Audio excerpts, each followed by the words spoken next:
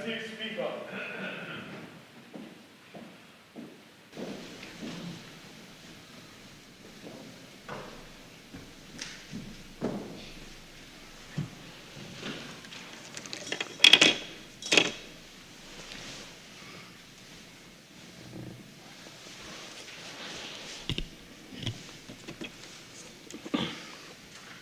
Almighty God, we give thanks to you, the creator of the universe, and humbly beseech you to direct and prosper the deliberations of the members of this House here assembled for the advancement of your glory and the trust and welfare of the people of Trinidad and Tobago.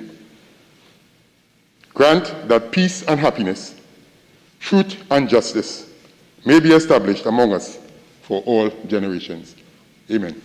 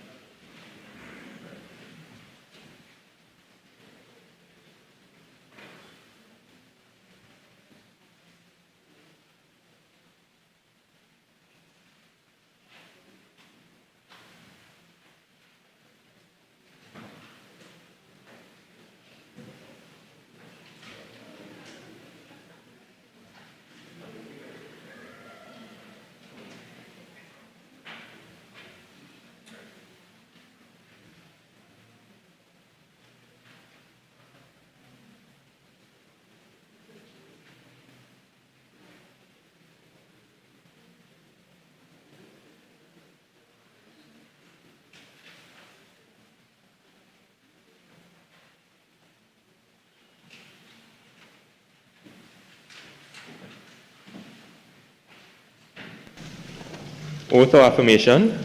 Announcements by the Deputy Speaker.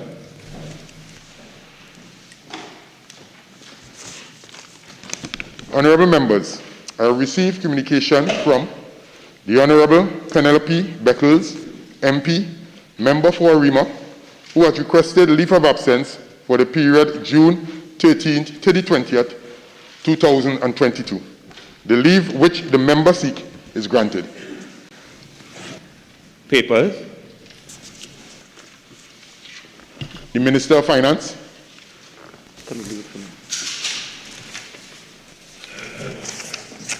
Mr. Deputy Speaker, on behalf of the Minister of Finance, I have the honor to lay the following papers. Paper number 1, the report of the Auditor General of the Republic of Trinidad and Tobago on the financial statements of the Regulated Industries Commission for the year ended December 31st, 2017.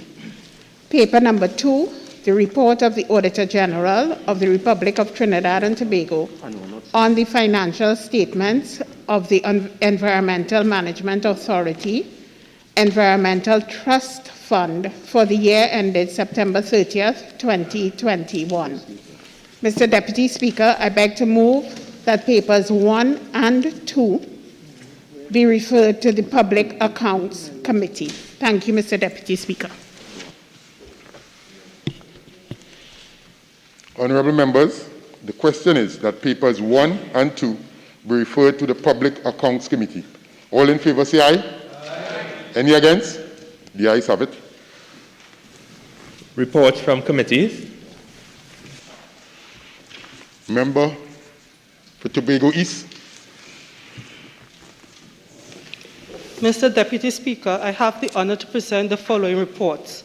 The fourth report of the Public Accounts Committee on an examination of the audited financial statements of the Trinidad and Tobago Fair Trading Commission for the financial years 2014 to 2018, second session 2021-2022, 12th Parliament.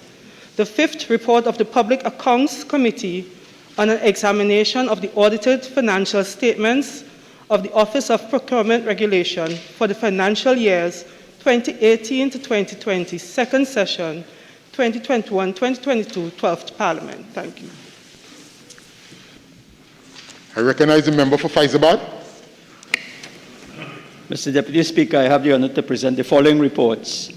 The fourth report of the Public Administration and Appropriations Committee on an examination of the statements of expenditure for the first, second, and third quarters of the financial year 2021, with respect to recurrent expenditure and development program, Consolidated Fund and Infrastructure Development Fund, second session 2021/2022 of the 12th Parliament. And the fifth report of the Public Administration and Appropriations Committee on an examination of the realignment of ministries and departments, second session 2021/2022, 12th Parliament. Thank you. Prime Minister's questions.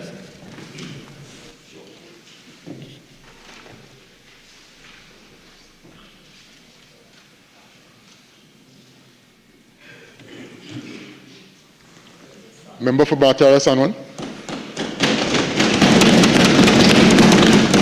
Thank you very much, Mr. Deputy Speaker.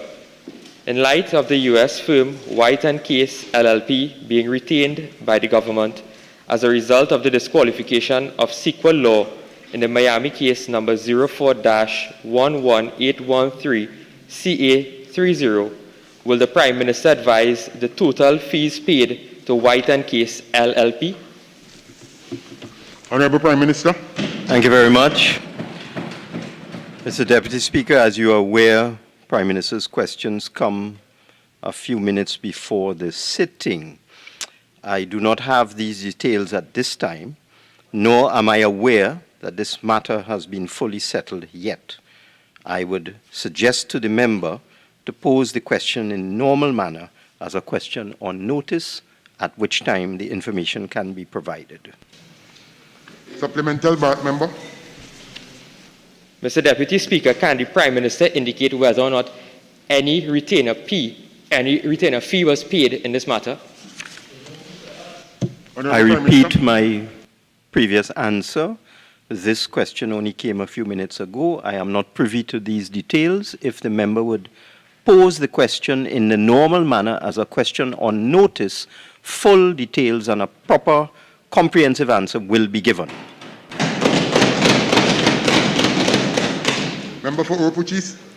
Thank you very much. Is the acting Prime Minister saying that you did not have enough time to phone the relevant minister or department to get an answer to a simple question? I believe I've answered the question. Member for Napurimo. Prime Minister stating that he's not properly briefed. And the question is, why are you here answering Prime Minister's question? Again, would not entertain that question. Member for Oropuchis. Thank you very much. Can the Prime Minister state whether he is aware at all that a company by the name of White & Case replaced Secret Law in a Miami matter involving Trinidad and Tobago? Okay, thank you. Again, based on the initial question, I would not entertain that question. Bharatiya Sanwan, next question. Thank you very much. Will the Prime Minister advise under what legal authority is the Minister of Rural Development and Local Government acting as the client representative for Trinidad and Tobago after the disqualification of the Attorney General from the Miami case? Honorable Prime Minister. This is permissible under the Constitution of the Republic of Trinidad and Tobago.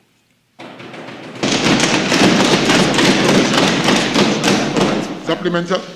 Can the Prime Minister, the acting Prime Minister, indicate when the Minister of Rural Development and Local Government was allocated the portfolio of the Attorney General in this matter?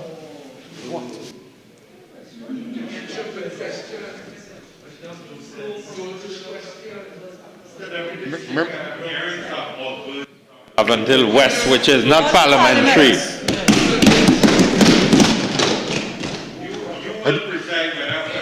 No.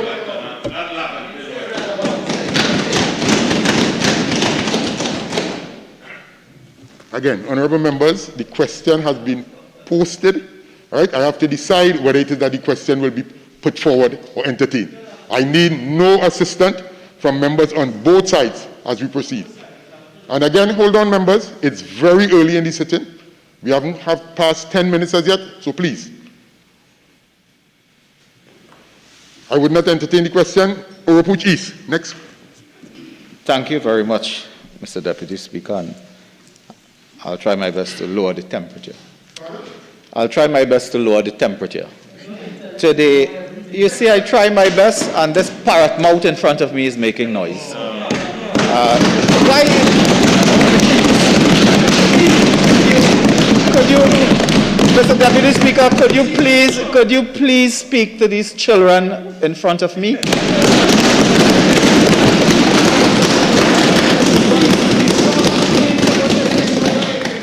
Mr. Deputy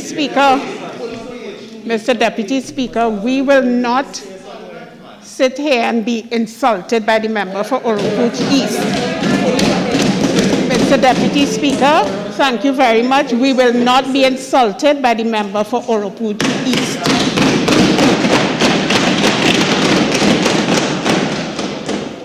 Now, members, firstly, member for Laventille West, I would like you to retract this statement. Member for Laventille West, retract the statement. Which one, Mr. Deputy Speaker?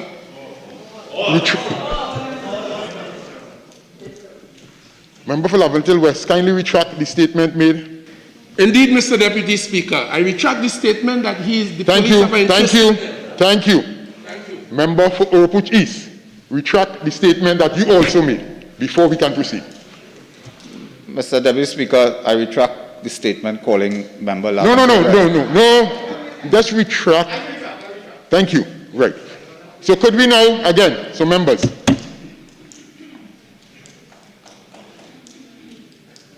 All the statements being made of whether who is what and who is not what, as the presiding officer this evening, I will make the necessary decisions as to how we shall proceed. Right? And you all have started it. I will ensure that I end it. So, Oropouche, question? Yes, sir. Thank you very much, Mr. Deputy Speaker. Mr. Prime Minister, in light of your earlier response, could you indicate the provisions in the Constitution that provide for the appointment of a client representative in the person of the Minister of Rural Development and Local Government? Prime Minister. Thank you very much. This is permissible under sections 76, 78, and 79 of the Constitution, and there is precedent in the records for this matter going as far back as the 1981 to 1986 period. Supplemental, Oropouche. Prime Minister, could you indicate whether or not there has been any portfolio realignment between the Ministry of the Attorney General and Legal Affairs and the Ministry of Rural Development? I will not entertain that question. Member for Barataria-Sanwan. Thank you very much, Mr. Deputy Speaker. Will the Prime Minister state whether U.S. law enforcement authorities have launched an investigation into the Attorney General in relation to the affidavit of Mr. Reginald Armour, SC, filed in the Miami case? Honorable Prime Minister. I am not aware of any such investigation. Member for Barataria-Sanwan, question 4. Will the Prime Minister advise if the Attorney General disclosed his conflict of interest in relation to the Miami case to the Cabinet? Honorable Prime Minister. The deliberations of Cabinet are confidential. Supplemental, member for Oropouche. Thank you very much. Prime Minister, bearing in mind previous revelations on recusal of ministers in the Cabinet on various issues, is the Prime Minister saying on this matter the government will remain secret? Honorable Prime Minister. As I indicated, the deliberations of Cabinet are confidential. Supplemental. Can the Prime Minister confirm whether or not the Attorney General disclosed this conflict of interest to the Prime Minister before his appointment as Attorney General?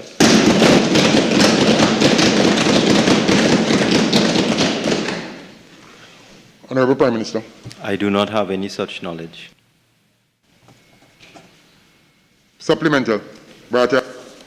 Based on the international embarrassment this matter has caused Trinidad and Tobago, is the Prime Minister in a position to state whether or not the Attorney General will be tendering his resignation as the Attorney General of Trinidad and Tobago? Question does not arise. Member for Point Appear. Thank you, Deputy Speaker. To the Prime Minister. Will the Prime Minister state whether the Naikwan plant will be restarted this week or any time thereof within the next month? Honourable Prime Minister. Thank you very much. I'm advised that on the 14th of April, 2022, Naikwan was given approval by the Ministry of Energy and Energy Industries for the reintroduction of natural gas to the facility for the primary purpose of lighting the flare pilot burners and producing medium pressure steam utilizing the auxiliary boilers for cleaning lines following the shutdown of the facility after the incident in April of 2021.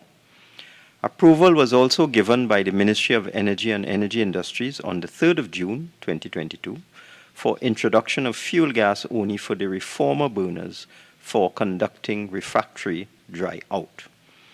Naikwan Energy Trinidad Limited, by letter, request dated June the 1st, 2022, requested the Ministry of Energy and Energy Industries for approval to start commissioning activities.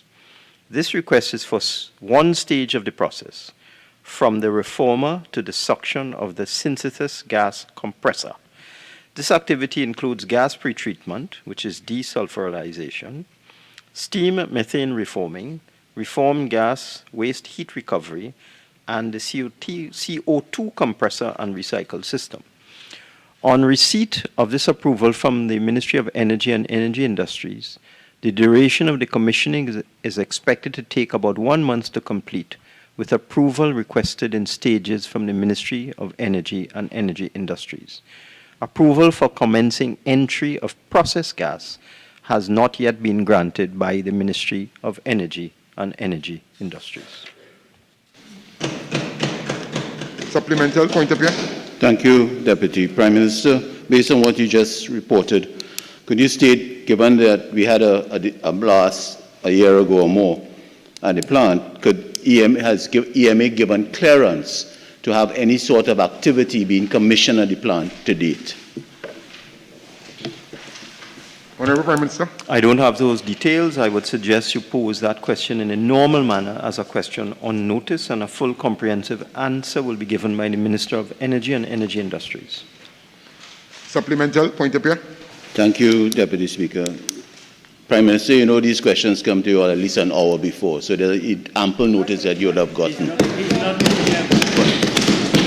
But my supplemental question is that now that there's some activity at the plant to be started up, and no meetings have been held with the surrounding community to give them the comfort that once the plant has started activity, that the safety issues would be alleviated and they could feel comfort. Minister. In the first instance, let me correct the record. There is absolutely no mention of the EMA in the question, and therefore, not being a psychic or a seerman in local parlance, it was not possible to anticipate that the Honourable Member would ask about the Environmental Management Authority. With respect to the other matters, from what I'm seeing here, they are testing the facility, and I'm certain that proper communication will be made with the community upon full startup. Member for Point of View. Thank you, Deputy Speaker. Prime Minister, when the blast happened at the Naikwan plant, an investigation report would have taken place, and those findings were supposed to be laid in Parliament. Could the Prime Minister state when those findings of the investigative report of the blast would be laid to the public and Parliament? Okay, I would not be able to entertain that question, Member. Member for Naparima. Will the Prime Minister state the reasons for the Royal Caribbean Cruise Group's job application recruitment drive was so heavily and massively oversubscribed? Honourable Prime Minister. Thank you very much, Mr. Deputy Speaker. In the first instance, the question contains some exaggeration. It is my information, I have been so advised, that just about 4,000 persons showed up seeking 2,000 job opportunities. So I do not think that it is accurate to say that it was massively oversubscribed. That is not unusual, that if jobs are available, that twice the amount of persons seeking the job opportunities would apply for the jobs. I also want to point out, and I want to congratulate the Ministry of Tourism, Culture and the Arts for making these opportunities available to citizens of Trinidad and Tobago. For those of us who have been following global events, one of the first industries that was closed down as a result of the COVID-19 pandemic was the cruise tourism industry.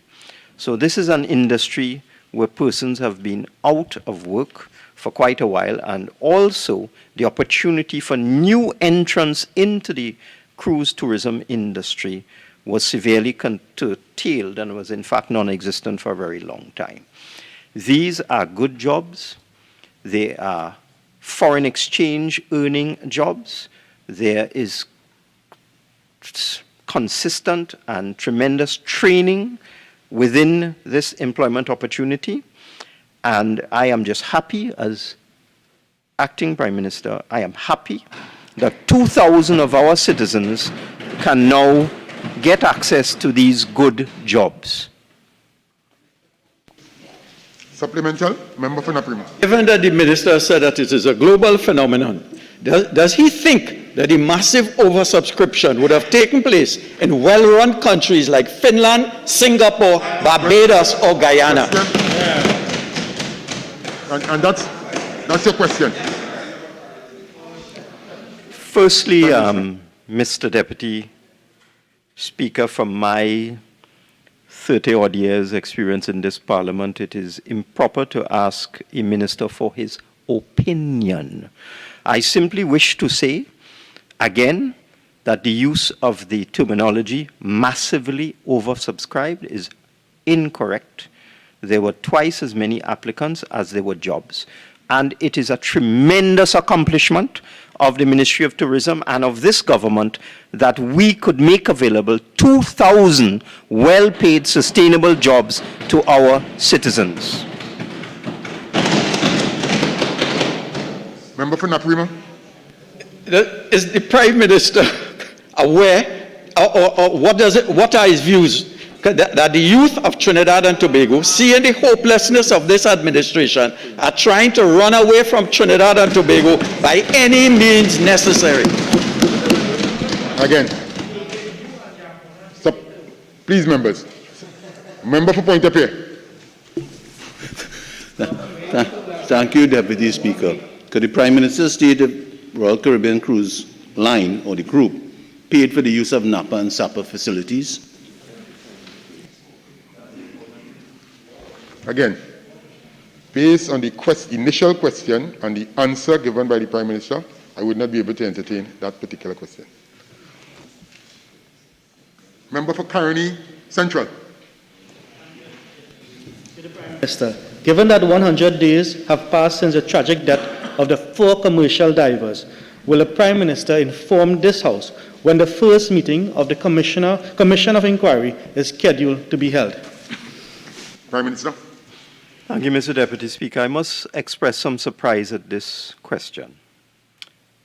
In this Parliament, when I was acting as Minister of Energy, I gave an answer, which I will read into the record again. The commissioners were sworn in on April 22nd, 2022, and the commission took effect from that day.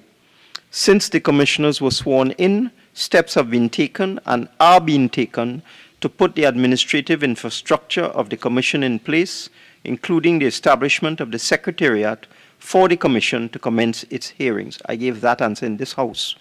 The commissioners are currently involved in the pre-hearing stage of the inquiry, which is also known as the investigative stage. During this stage, the relevant evidence is obtained and identified, and the relevant witness statements are prepared. The investigative stage of the inquiry is regarded as the lifeblood of the inquiry and prepares the way forward for the evidential stage of the inquiry, at which witnesses would be called to give evidence. And this is the salient point. This has been said before in this place and also in the other place in response to a matter on the motion for the adjournment in the Senate just last week. These are the facts, which are well known to members opposite. The procedural hearing of the Commission is proposed to be held in August of 2022. We are in June. After the procedural hearing stage of the inquiry is concluded, an announcement will be made by the commissioners as to the proposed commencement date of the evidential stage of the inquiry.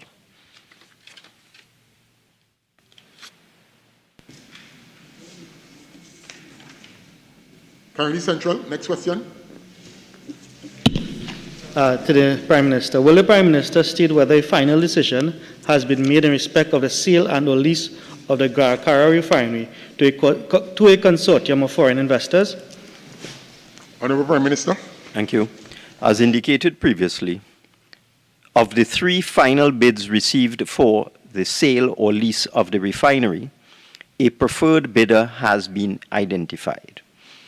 Trinidad Petroleum and its advisors are now engaging in final due diligence, conversations with the preferred bidder, and also engaging in continued negotiations with the preferred bidder. Upon the satisfactory completion of these conversations and discussions, an official letter of award will be issued to the preferred bidder outlining the timeline and scope of their exclusivity period. We expect this diligence process to be completed within the month of June 2022. Once a formal letter of award has been issued, we will be in a position to officially publicly announce the identity of the preferred bidder and the nature of their bid. During the exclusivity period, the preferred bidder will be in direct negotiations with Trinidad Petroleum, its advisors, and the government with respect to an agreement for the purchase or lease of the refinery. Member for Caroni Central. Can the Prime Minister indicate out of these 3 bidders, was Patriotic Technologies one of these bidders? Honourable Prime Minister. As I indicated, once a formal letter of award has been issued, we will be in a position to officially publicly announce the identity of the preferred bidder. I'd prefer not to say any more at this stage because negotiations are continuing. Member for Naprima. Given us assurance to the national population that we will not witness a repeat of the Trinidad Tesoro scandal, where our assets were given for $50,000 US. Again, based on the initial question and based on the answer, I would not entertain. Supplemental point of here. Could the Prime Minister state what team is evaluating these bids? Is it the Cabinet or is it another consultant? Honourable Prime Minister. Trinidad Petroleum has its in-house team and external consultants. The corporation sole will be required to give the final approval because this falls within the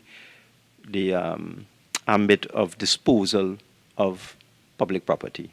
So that has not got to the corporation sole yet to make his deliberations as to whether this should be allowed to proceed. But that's the process. Trinidad Petroleum, using its in-house team, its external consultants, will continue the discussions and then make a recommendation to corporation sole for the disposal of this asset. Member for Urupuchis. Thank you very much, Mr. Speaker, Deputy Speaker.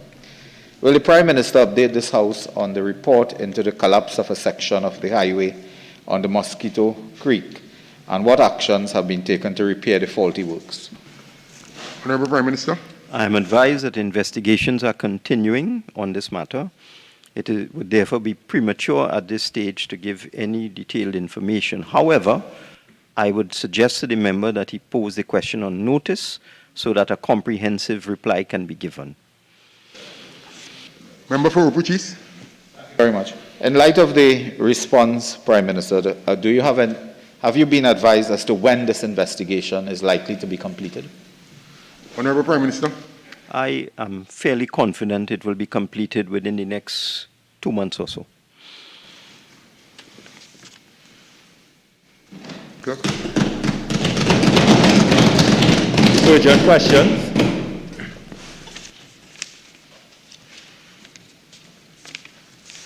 Member for Couva South.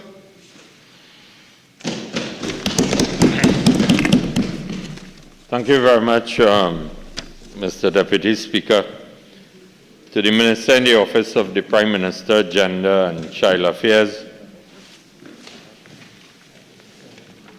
will the Minister inform this House whether alternative accommodation has been found for the children who were housed in the Child Support Center at Tacarigua, which was recently damaged by fire? Minister of Gender Affairs and Child Affairs.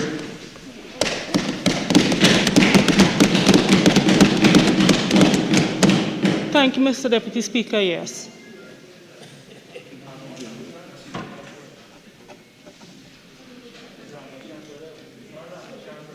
Yeah, member, proceed. I like that, yes. Yes, Mr. Deputy Speaker. Yes, sit down. Member for Couva North. Member for Couva South. Thank you, Mr. Deputy Speaker. Based on the faint-hearted answer of the member, could the Minister inform, Mr. Deputy Speaker, if you would calm them down a bit. Yeah. Could the Minister inform this House what the details of the alternative accommodation in terms of the property and from whom it has been leased?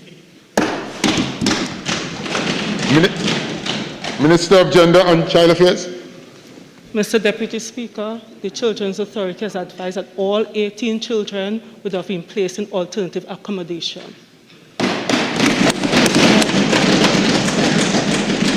Member for Couva South.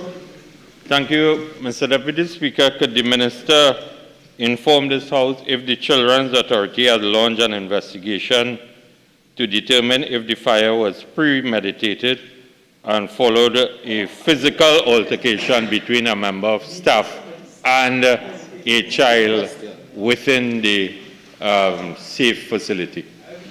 Honourable Minister. Mr. Deputy Speaker, the Trinidad and Tobago Police Service as well as the Fire Service, they are both currently investigating. Yeah. Go ahead. Questions on notice? Questions for oral answer? Leader of the House. Thank you very kindly, Mr. Deputy Speaker. Mr. Deputy Speaker, there are 3 questions for oral answer. We'll be answering 2. There are 4 questions for written response, and we'll be answering all 4. Mr. Deputy Speaker, we're asking for a 2-week deferral for question 189.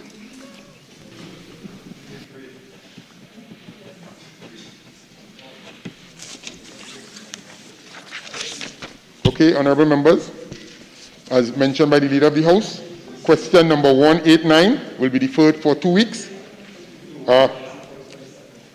So I now call on Opuch East, question number 197. Thank you very much, Mr. Deputy Speaker. Question number 197 to the Minister of Works and Transport. Minister of Works and Transport. Thank you, Mr. Deputy Speaker. Mr. Deputy Speaker, the Highways Division of the Ministry continuously undertakes its cable barrier repair and maintenance program. During the period 2020 to present, the division completed 4 major projects projects at an overall cost of $3,116,605.79 for the repairs of the cable barriers at critical locations along the North-South Highway corridor, covering an effective length of 19.1 kilometers, as follows. In fiscal year 2020, there were 2 projects completed, totaling $1,512,947.53.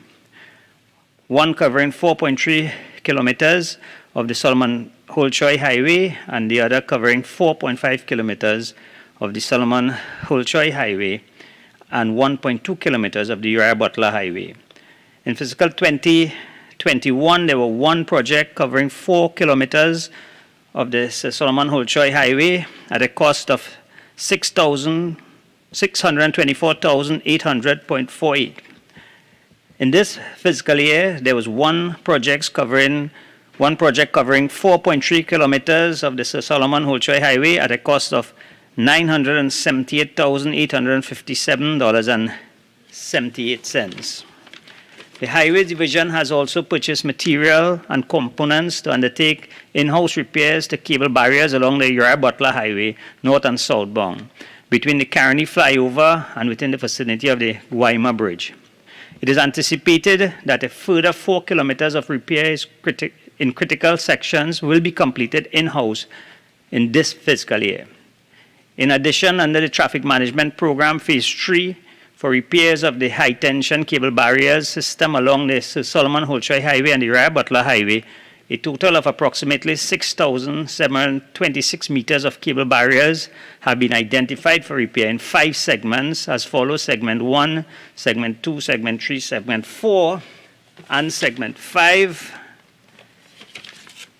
Tender documents for these work have been completed and forwarded to NIDCO for invitation of tenders. It is estimated that construction work will commence around the end of first quarter of fiscal 2022-2023 after completion of the process, the procurement process, receipt of the necessary approvals, and confirmation of availability of funding. I thank you.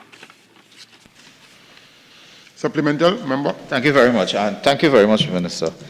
Minister, are you aware that currently between such areas as Gasparillo to Carney on the south and northbound of the Uriah Butler Highway, those cable barriers are in a severely dilapidated state? Are you aware of it? Minister of Works and Transport. Yes, Mr. Deputy Chairman, through you, yes, I am aware there are several challenges with these cable barriers, including theft for the material by individuals who seem to be profiting from them. But the ministry continues its work, and we are doing some in-house work. And as I said before, there are certain tender documents being prepared now for to invite tenders. Thank you. Clerk.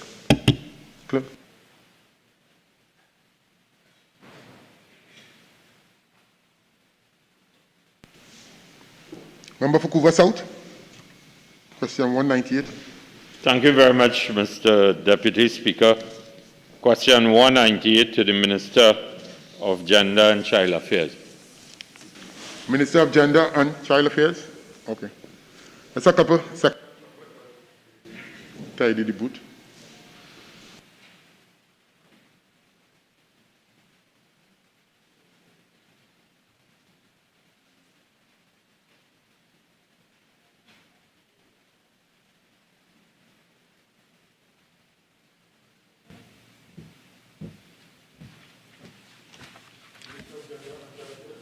Mr. Deputy Speaker,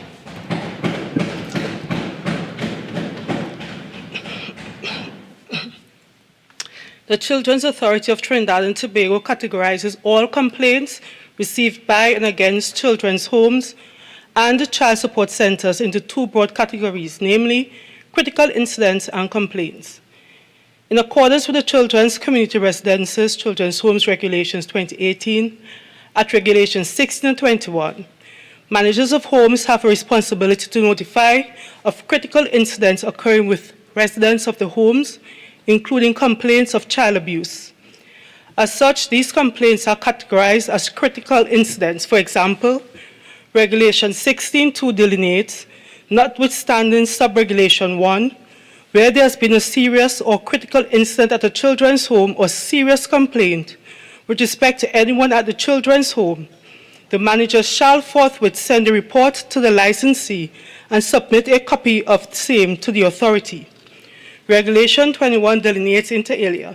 The manager or licensee shall notify the authority in writing immediately of A, the absence or absconding of a child, or that the child is missing, B, the discharge of a child, C, a threat or abuse of a child, D, the death of a child, E, any serious injury of a child, F, any illness or injury of a child which requires that the child be hospitalized, G, any other critical incident.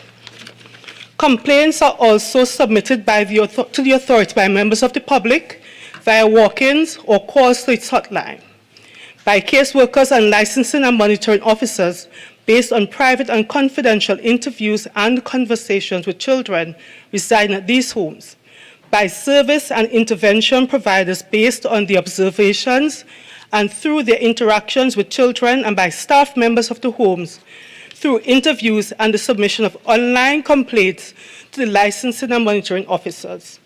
For the period January 1st, 2019 to May 1st, 2022, there was a combined total of 345 complaints forwarded to the authority. Complaints made by and against children's homes and residences amounted to 266, representing a total of 197 reported critical incidents and 69 complaints. By comparison, there was a total of 79 critical incidents emanating from child support centers. Of the 197 reported critical incidents from community residences, 34 were related to various types of child abuse, and of the 69 complaints, 47 were related to child abuse. There were 99 critical incidents at child support centers, with 48 related to child abuse. The Children's Authority informed that all complaints regarding children's homes have been investigated, and most of the reports were unsubstantiated. Where substantiated, the homes have generally instituted corrective measures. The authority has also worked closely with the Trinidad and Tobago Police Service on the investigations, with the Trinidad and Tobago Police investigations ongoing on 12 reports against other residents and 4 reports against staff. The government remains committed to working with the Children's Authority to ensure that children are protected from all forms of abuse and that perpetrators are brought to justice. Thank you, Mr. Deputy Speaker. Member for Couva North. Couva South. Thank you very much. Minister, based on the statistics that you have provided to this House, could you inform this House how many of the children that you refer to were removed from children's homes? How many of the children were removed from the homes? I don't have that information with me. Member for Couva. Based on, again, Minister, could you inform this House how many of the alleged abusers were removed from the respective children's home? Mr. Deputy Again, Speaker, you have the information? Could you provide? Mr. Deputy, I do not have that breakdown with me. Okay. Member for Couva South. Mr. Deputy Speaker, given the seriousness of this particular issue and the Justice Judith Jones report, could the Minister give an undertaking to this House when this will be actioned in terms of by the Children's Authority? Again, member, based on the initial question, based on the answers provided by the Minister, I will not be able to entertain that question.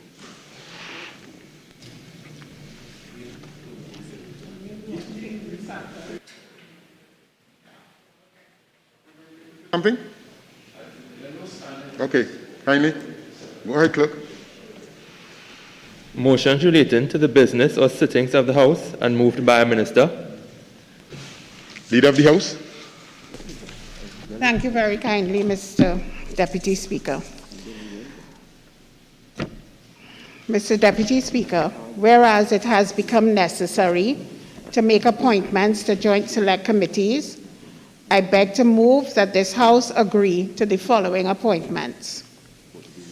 1, Mr. Stephen McClatchy, MP, in lieu of Dr. Nian Gatsby-Dolly, MP, on the Joint Select Committee on the Public Accounts Enterprises Committee. Mr. Simon de Nobrega, MP, in lieu of Mr. Stephen McClatchy, MP, on the Joint Select Committee on the Public Administration and Appropriations Committee. Ms. Shamfa Kajo, MP, in lieu of Mrs. Lisa Morris-Julian, MP, and Mr. Keith Scotland, MP, in lieu of Dr. Nian Gatsby-Dolly, MP, on the Joint Select Committee on Human Rights, Equality, and Diversity. Thank you very kindly, Mr. Deputy Speaker.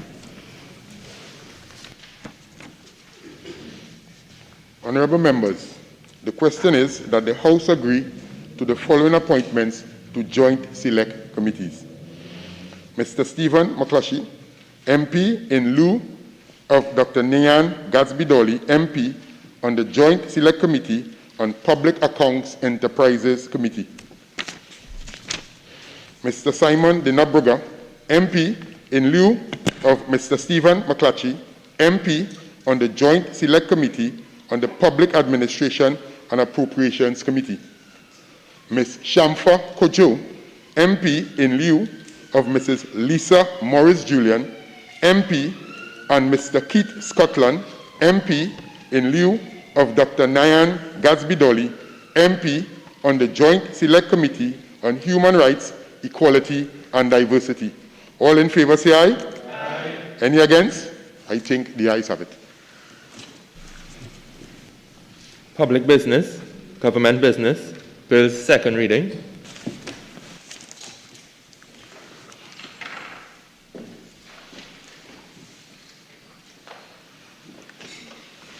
The Honourable Minister of Finance, and member, you have 45 minutes.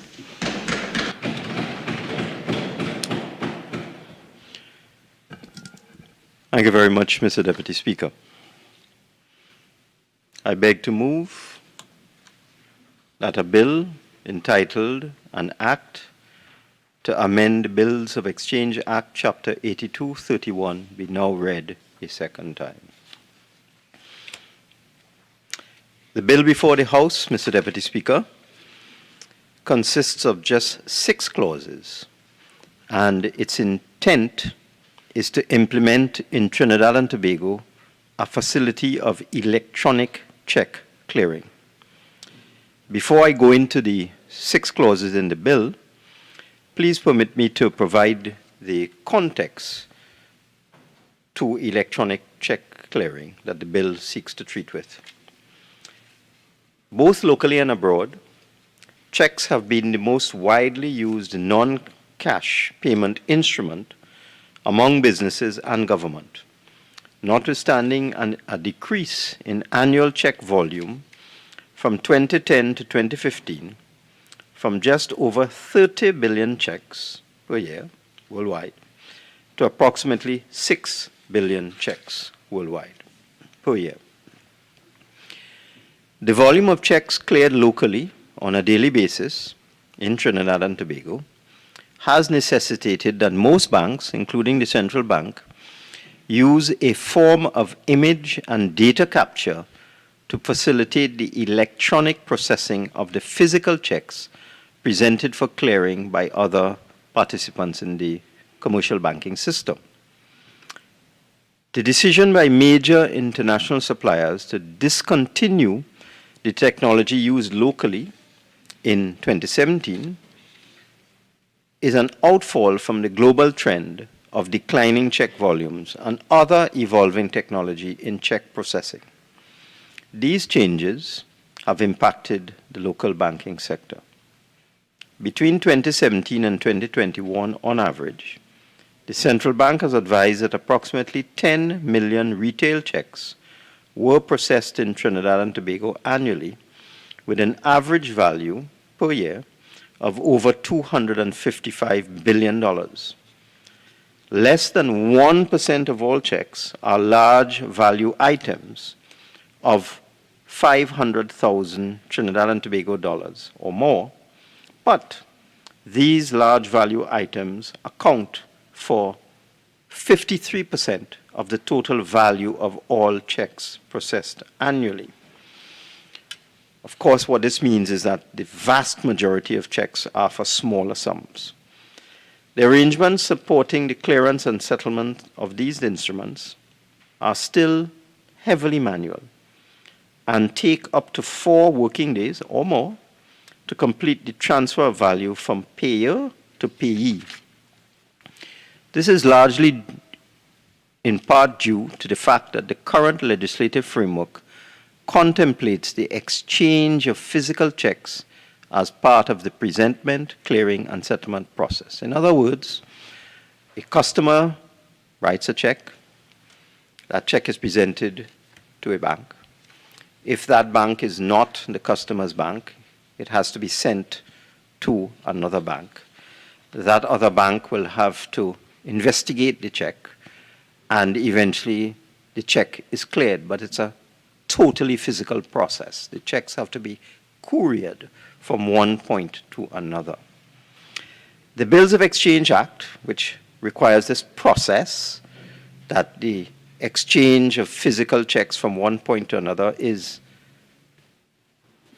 part of the entire settlement process, is an ancient piece of legislation dating back to 1884. At that time, no one could have contemplated in the 19th century the advancements in the technology that now exist.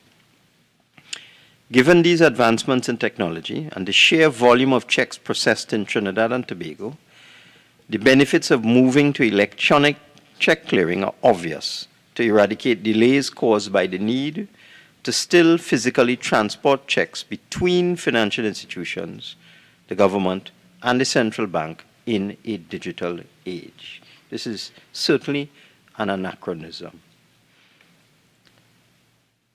Once this bill is passed, approved, enacted, electronic check clearing will truncate the check clearing process, and it is expected to reduce the check clearing cycle from 4 days to a maximum of 2 days.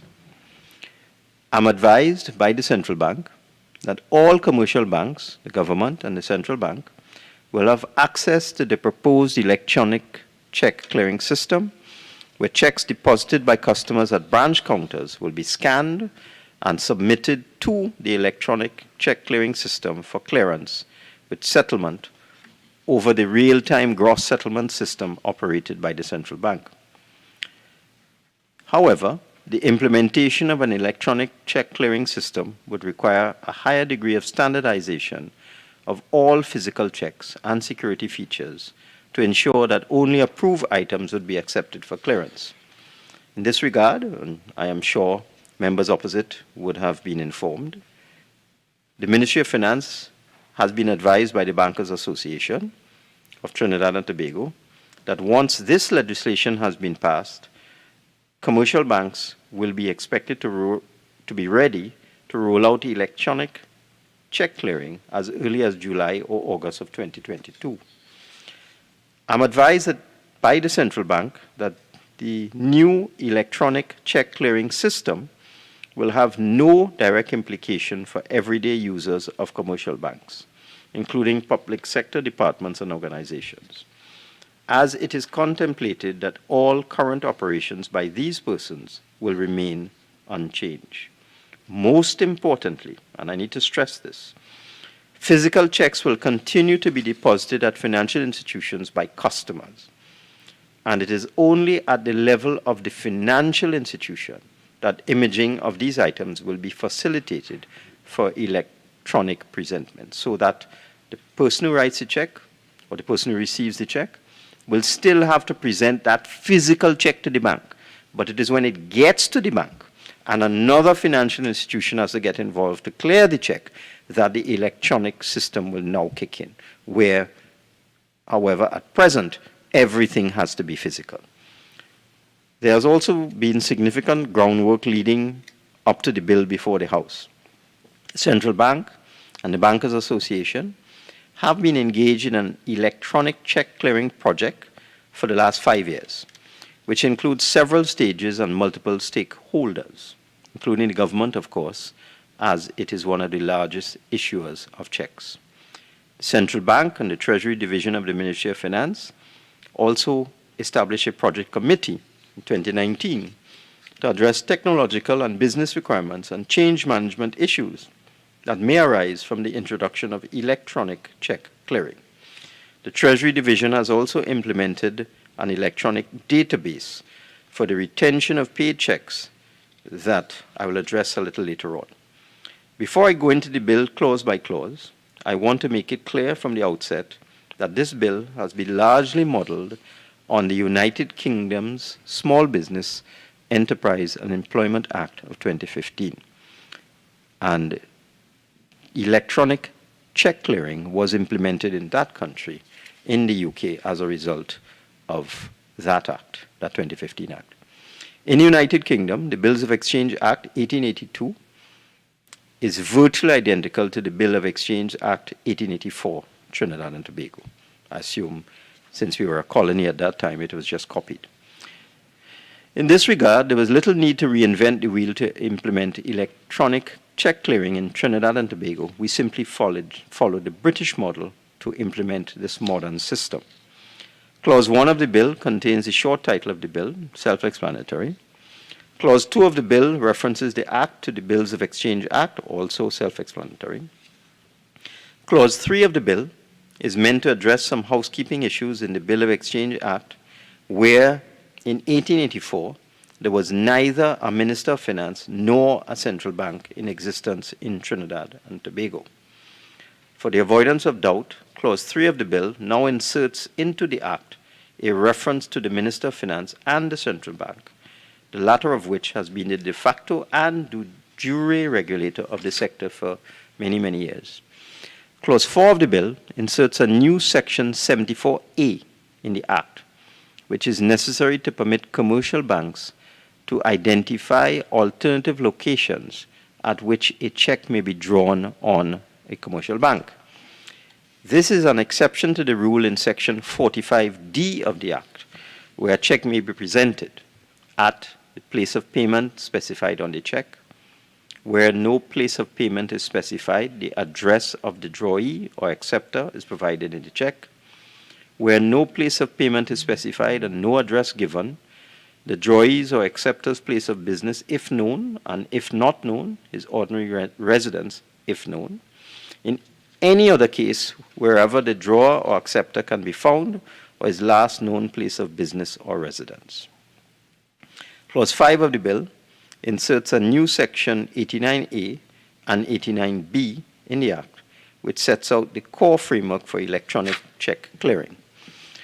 Sections 89A1 and 2, contained in Clause 5 of the bill, have the conjoined effect of permitting the following: an electronic image of the check containing the essential features of the check to be used for presentment instead of the physical check, and that is bank to bank. I want to stress that. That is not at the counter where the customer brings in the check. And secondly, relaxing the rules on presentment of a check that required adherence to a proper place, the section of the Act I just mentioned, Section 45D, or a reasonable hour on a business day, of course, to facilitate the electronic transaction.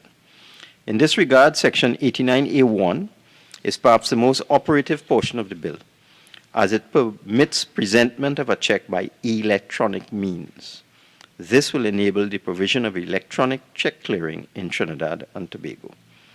Section 89A3, contained in Clause 5 of the bill, explicitly exempts certain requirements applicable, and I would dare say applicable only, to the presentment of physical checks from electronic check clearing.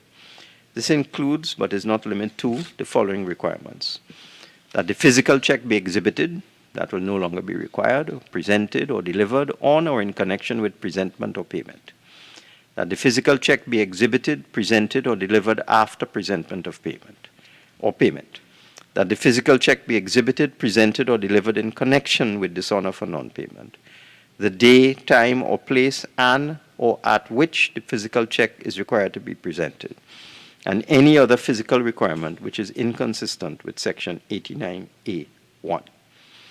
Section 89A4, contained in Clause 5 of the bill, ensures that the normal rules relating to the period of time after which a check is held to be valid are not altered as a result of electronic check clearing.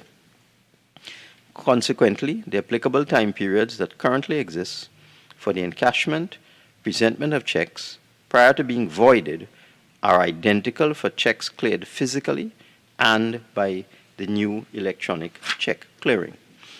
Section 89A5, contained in Clause 5 of the bill, expounds on the meaning of requirement as used in Sections 89A3 and 4.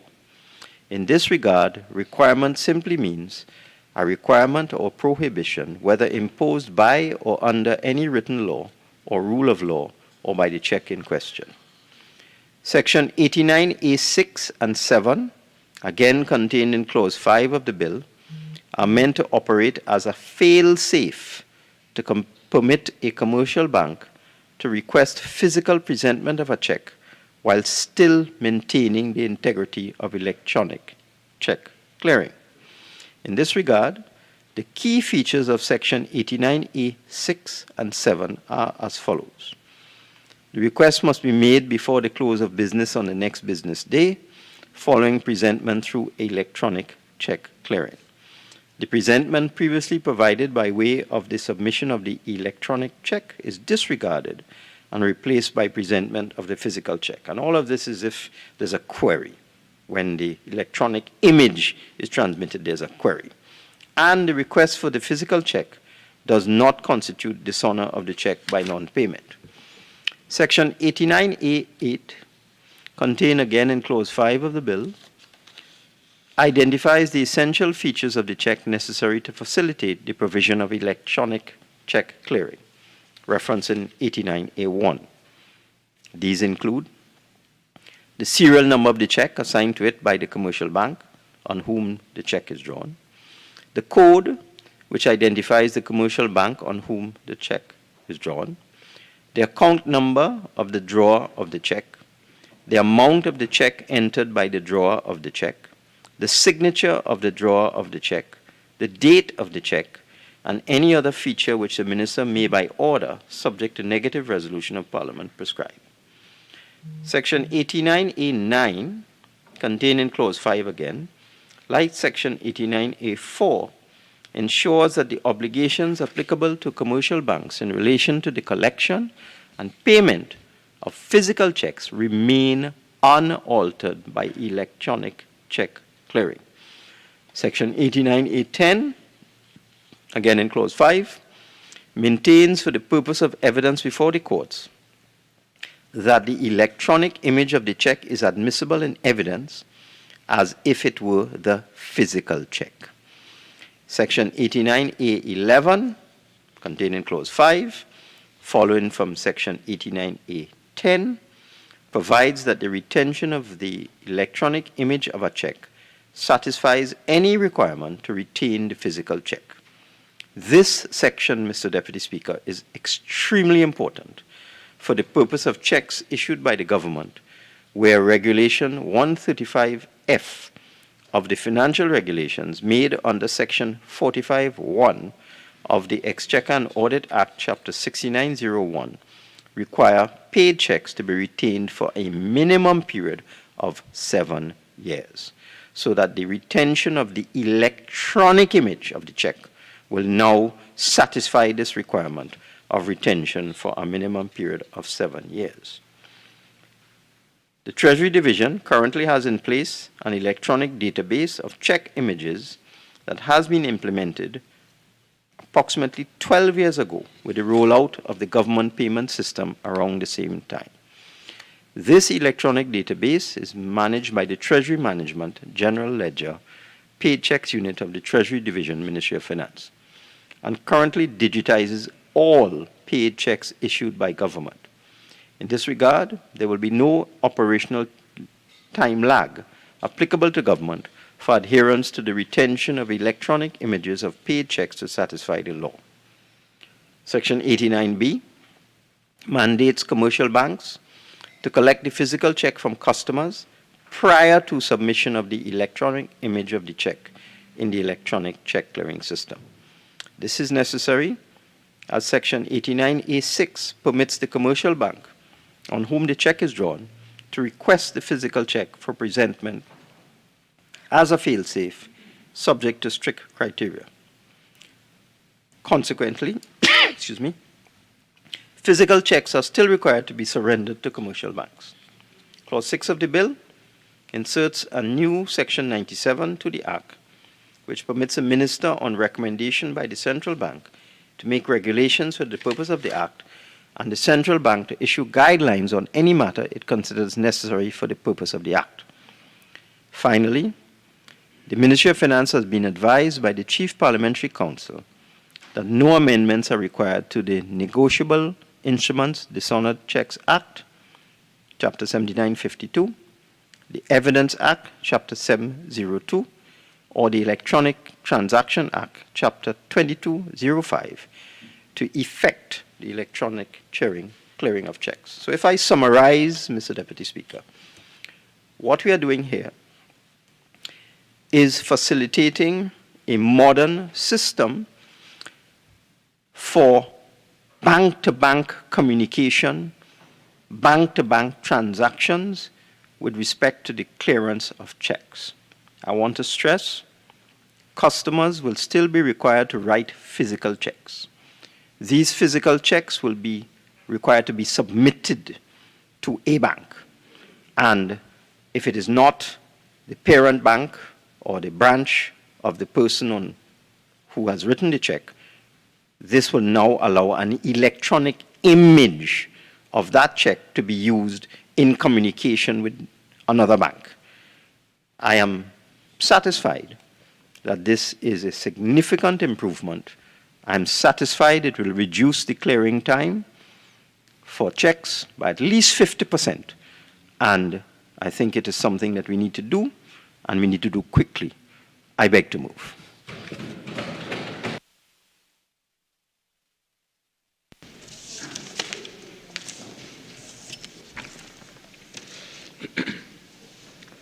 Honourable members, I shall now propose the question for debate.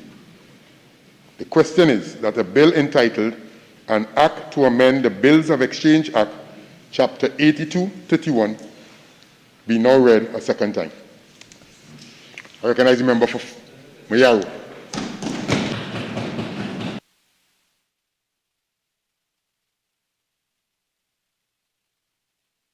Member, you have 45 minutes. You have 45 minutes.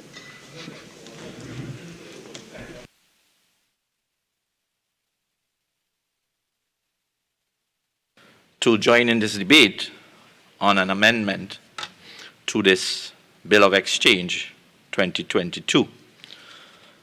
Mr. Deputy Speaker, the government is presenting these changes to the bill in a very innovative, cutting-edge, and clearly we're getting into an area where the vanguard of modern law is going to be working with our financial systems. The truth is, Mr. Deputy Speaker, in respect to retail electronic financial transactions, the government in some ways playing a bit of catch-up, not only with the developed world, but also developing countries, and clearly this system has been in place in the Caribbean and some of the small island states for quite some time. So, Deputy Speaker, this bill essentially brings to life modern streams of electronic transactions in everyday transfers of wealth, including cross-border business. It is also in keeping with the continued evolution of technology and its application in this fast-paced global world of banking and commerce. So, Deputy Speaker, bills of exchange has been in international use for hundreds of years, as identified by the Honourable Minister of Finance. but the digitization of that process is of fairly recent vintage. So, Deputy Speaker, the image clearing system has been in use for several years as a direct means of improving efficiency and productivity in transactions of checks and remittances. It has also had the effect in many jurisdictions of reducing the cost of that operation as well, moving from a manual system.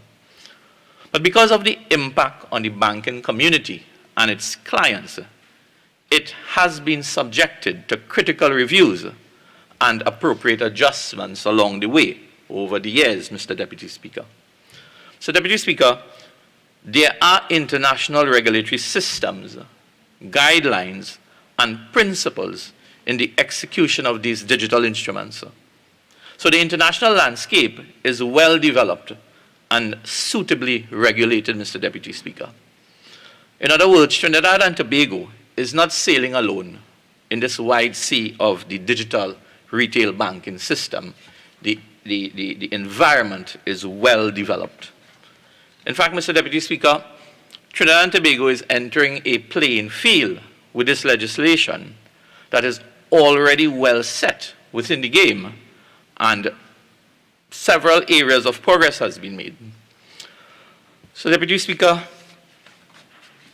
the bill which is before us comes when other societies, other jurisdictions are already fine-tuning their respective digital laws, because so much have changed over the years in information technology. So we are continuing in just building on what is already in place.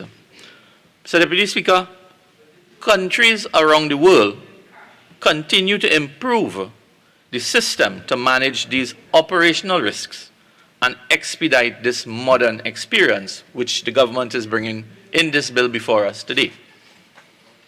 So, Deputy Speaker, we also acknowledge that this bill will bring benefits to digital banking transfers, in particular with regards to speed, effectiveness, and efficiency, which is increasingly important in this fast-paced commercial world.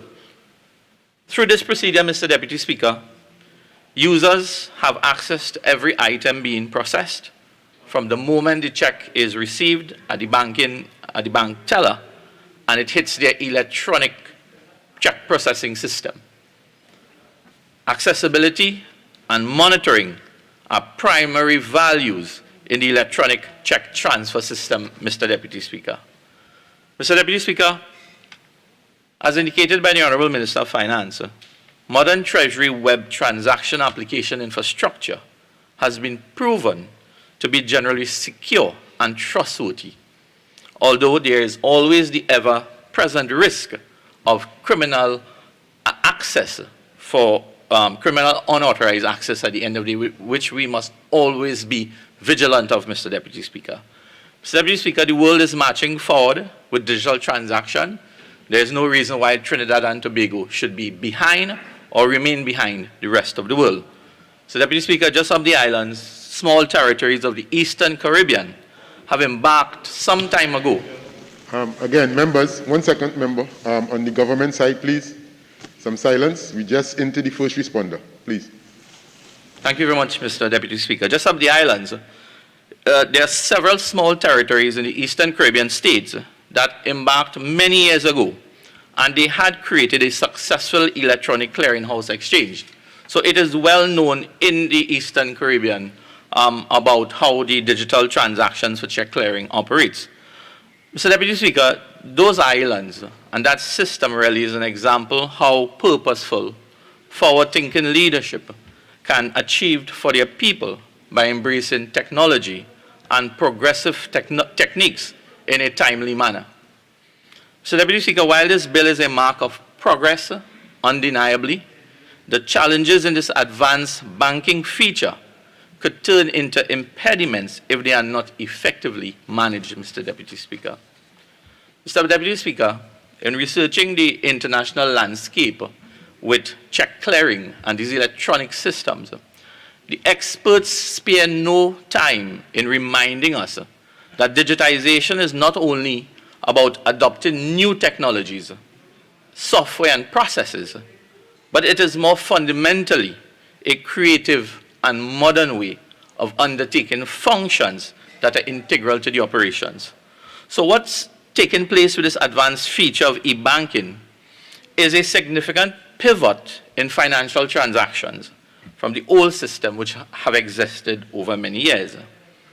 But Mr. Deputy Speaker, the experts continue to warn us that in the trials, the concerns will always remain with the issue of cyber security, Mr. Deputy Speaker, and you may be very well aware that we do have cyber security legislation that is waiting to come before this Parliament. So I think that is something that we need to get before this Parliament to bring it.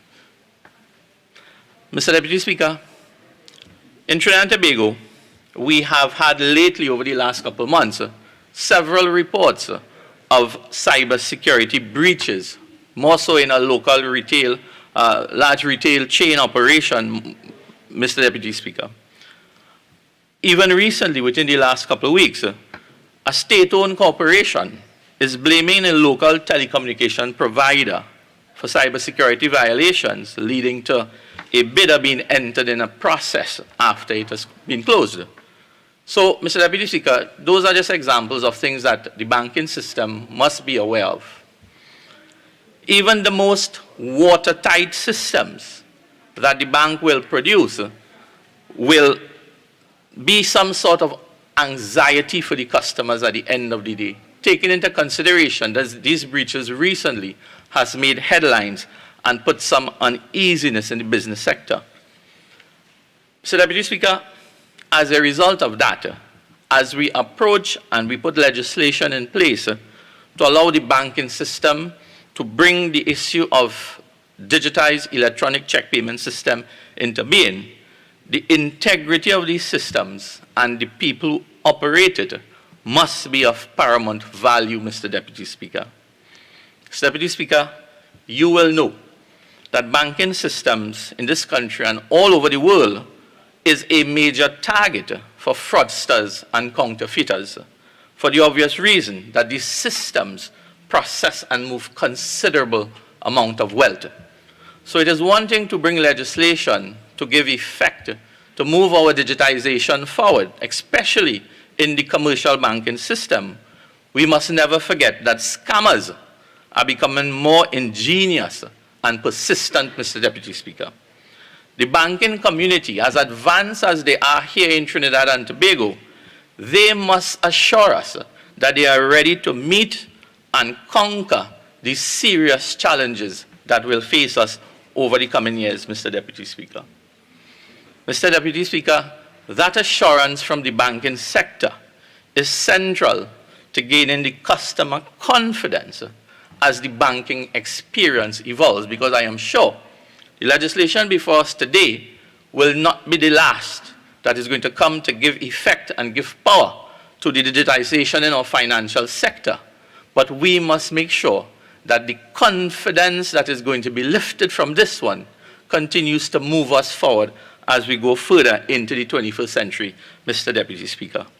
Mr. Deputy Speaker, the clear and present risk of theft through hacking and other illicit technological means are not going to abate anytime soon, because the perpetrators of these things are getting smarter and they are using the tools and technology against us as well. It is important, Mr. Deputy Speaker, that both commercial banks and the clients, although as said by the Honorable Minister of Finance, that the presenters of the check, nothing changes for them. They must bring the check to the bank. But the change that happens after the check hits the banking system, the best practices is something that has to come out to make sure that we keep some level of security and checks and balances, although it happens from inside the bank as well, Mr. Deputy Speaker. So, Deputy Speaker, banks, they must, if they don't already have appropriately trained professionals who are competent, reliable, and respected, Mr. Deputy Speaker. I have no doubt that the banks must also invest in state-of-the-art, internationally proven technology and processes as well.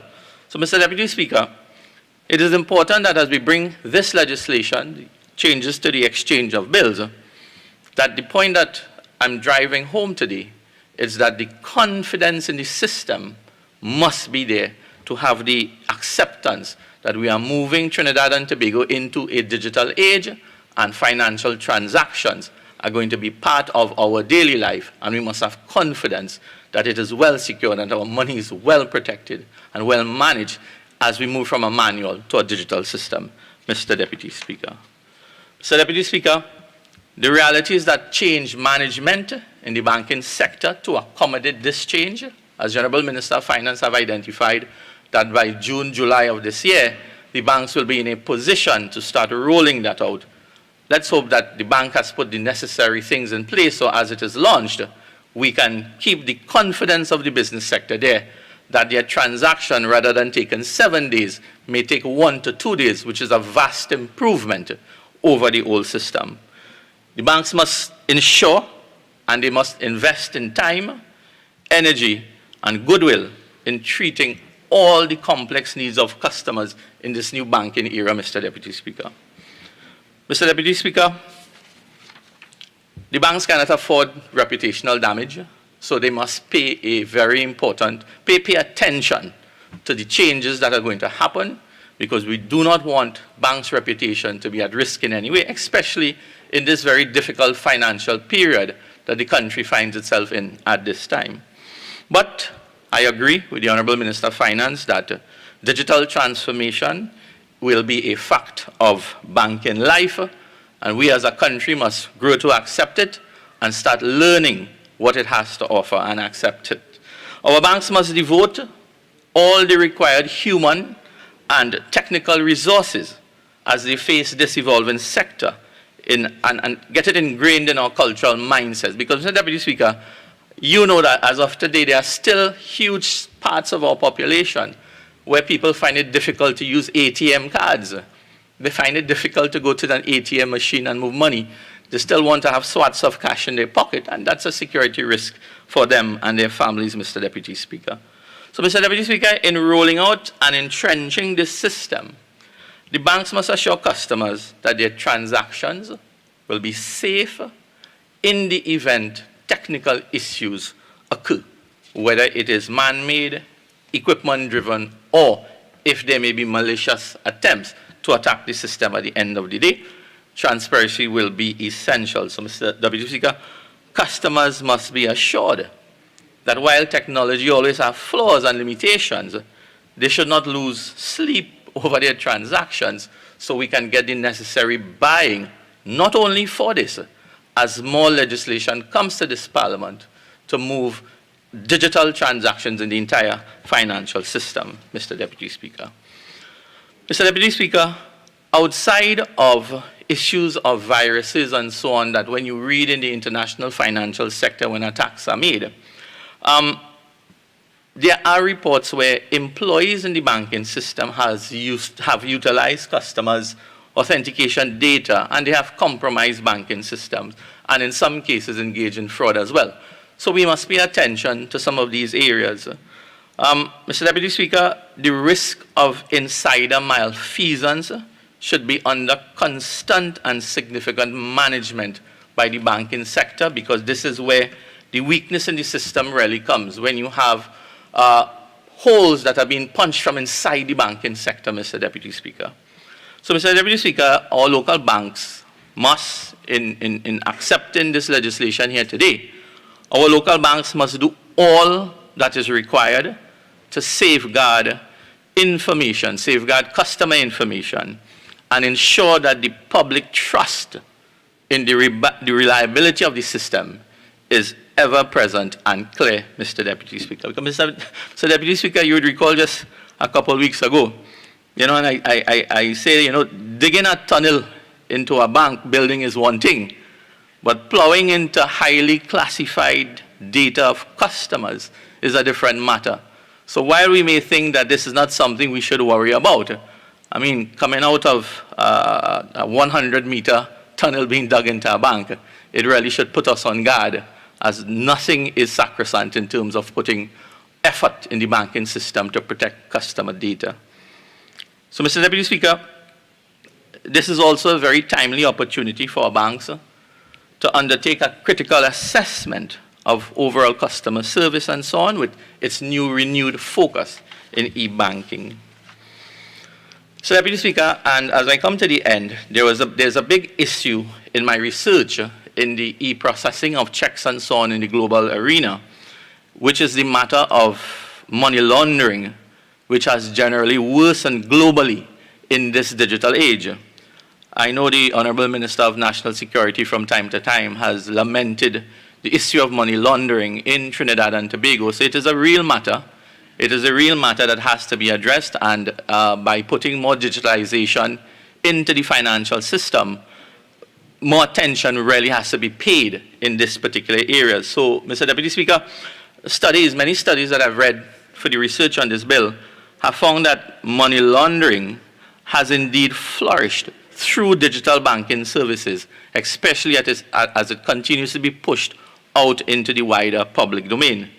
So one of the suggestions that I may have for the Honourable Minister of Finance, as we continue to build our digital infrastructure to take finance forward, that our regulators, the police service, our financial action task force and other agencies should really start working with the state in terms of how do we bring laws, how do we bring policies that we can use to deter the serious crime of money laundering from a digital infrastructure perspective, Mr. Deputy Speaker.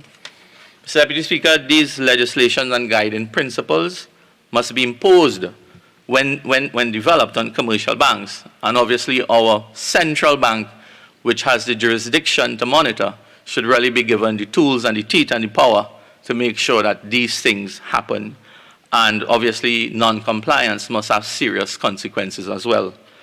So, Mr. Deputy Speaker, there are available solutions digitally to work against money laundering that has been implemented in other jurisdictions, and it can be utilized by our banking sector as well with the relevant investment in the area. And you know, our banks continue to make very decent profits when you look at their records. So investing in cybersecurity and so on should not really hit their bottom line in any serious way.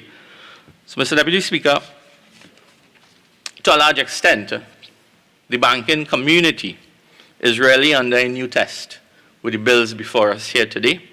I have no doubt that the banking sector will make every effort to ensure safety, reliability, and assurance to our commercial banking clients more so. And if need be, if the banks have to do some hand-holding, they must be prepared to deliver what is necessary. So, Mr. Deputy Speaker, that is what I have to make in my contribution towards this bill. I think the legislation is going to take us forward, especially from a financial perspective. Trinidad and Tobago must go forward speedily into digital age as we depend more and more on global transaction, the global movement of money legally, and I think this measure would add to the value of our trade and investment sector. So, Mr. Deputy Speaker, with those few words, I want to thank you. I recognize the member for San Fernando East. Thank you. Thank you, Mr. Deputy Speaker. Mr. Deputy Speaker, we're here to implement a simple amendment, but one that should be extremely impactful in the lives of many Trinbagonians, Mr. Deputy Speaker. We're here for the implementation of an electronic check clearing system in Trinidad and Tobago. The central bank, in conjunction with commercial banks, is considering the implementation of an electronic check clearing system, or ECCS, in Trinidad and Tobago. This system contemplates fully automated multilateral image and data file exchange among clearing institutions with electronic multilateral net settlement over the real-time gross settlement, or RTGS, system operated by the central bank. The objective would be to clear and settle based on the exchange of check images and thereby shortening check clearing times.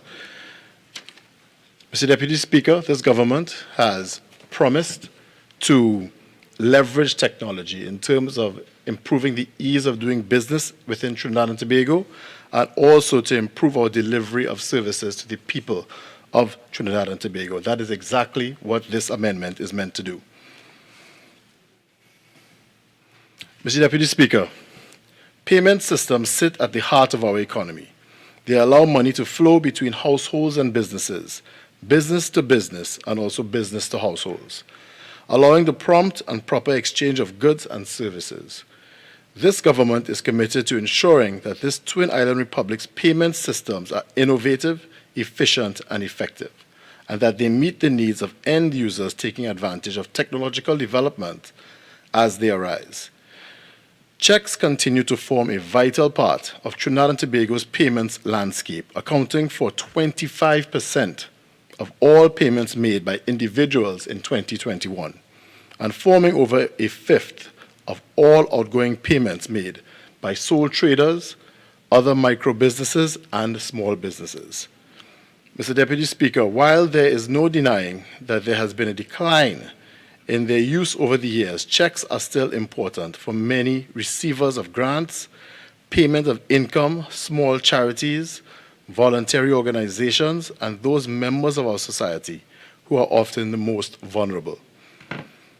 Before I discuss these new proposed amendments, Mr. Deputy Speaker, I shall briefly explain how the current check clearing system works. Under the current model, checks deposited into a bank are transported to their associated processing center, known as a clearinghouse, where the essential details are physically passed to the bank of the customer who originally drew them, and parties agree on the net amounts to be cleared and settled on the basis of the check listings received the previous day. Finally, the checks are taken to the relevant processing center of the paying bank, which ensures that the check is genuine before releasing the funds. Under that archaic system, it may take up to 6 working days before a check fully clears, and the recipient can be certain that the money is theirs. What this proposed new electronic check clearing system advances, Mr. Deputy Speaker, is a significant reduction to clearing times to 2 working days by sending a digital image of the check for clearing. Electronic check clearing system will also facilitate further innovation in the industry, for example, by enabling customers to pay checks through their respective mobile banking apps. It would seem a sensible modern improvement to the current system. This bill before us today seeks to amend and upgrade the legal foundation of payments, particularly check payments, and provide for its regulation and oversight.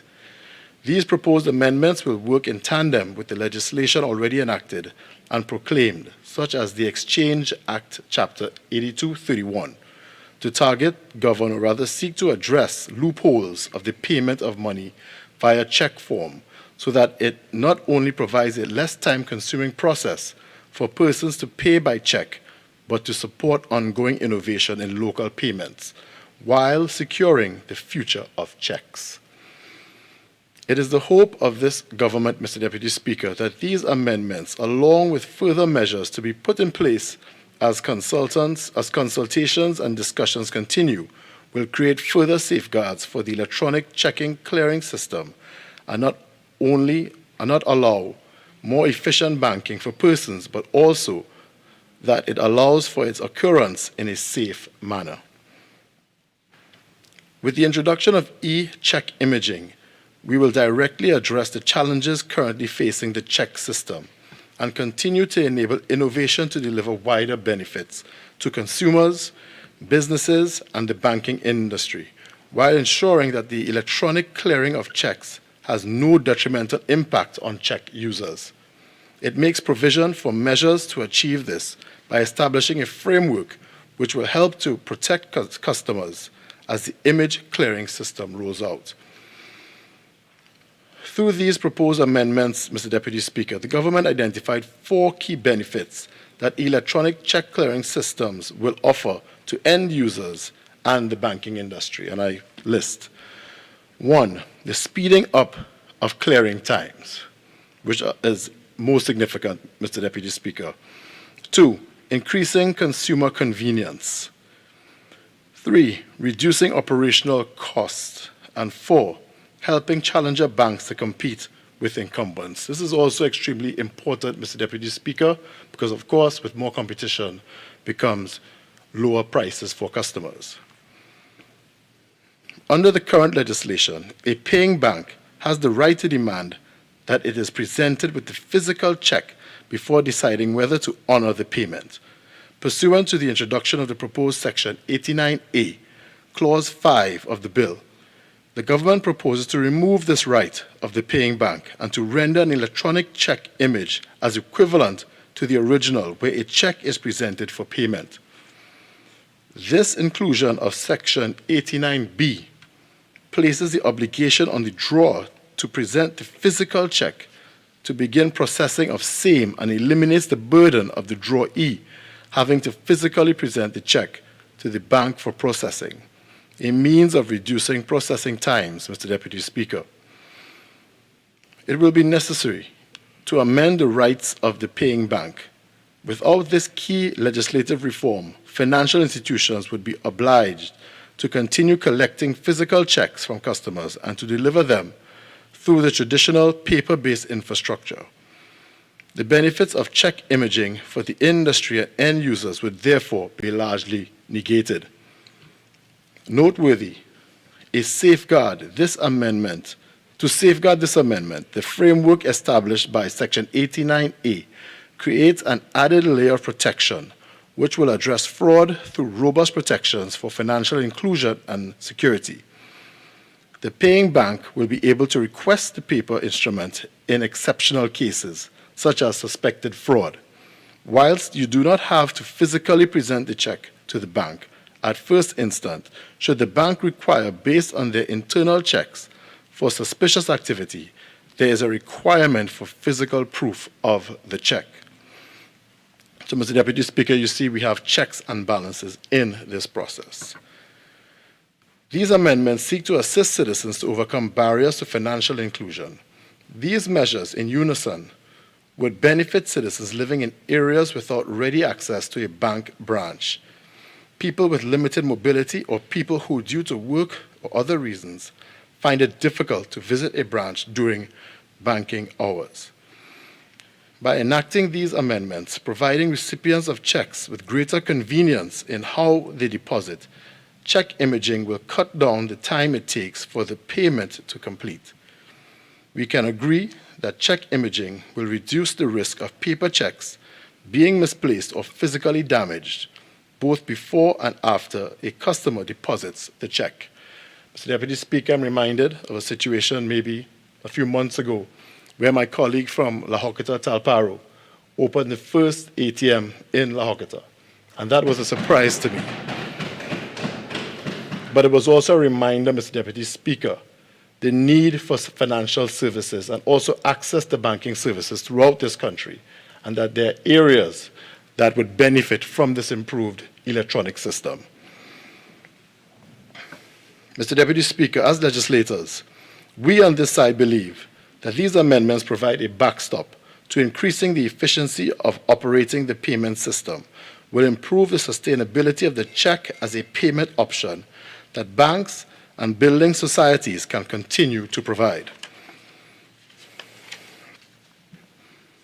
For types of fraud and error not designated in these amendments, the position would remain as at present, and in the event of the paying bank or drawer suffering a loss, they would not be able to rely on the new legislation to make a claim against the payee's bank. The paying bank would still be able to consider making a common law claim in restitution or conversion, subject to the existing defenses.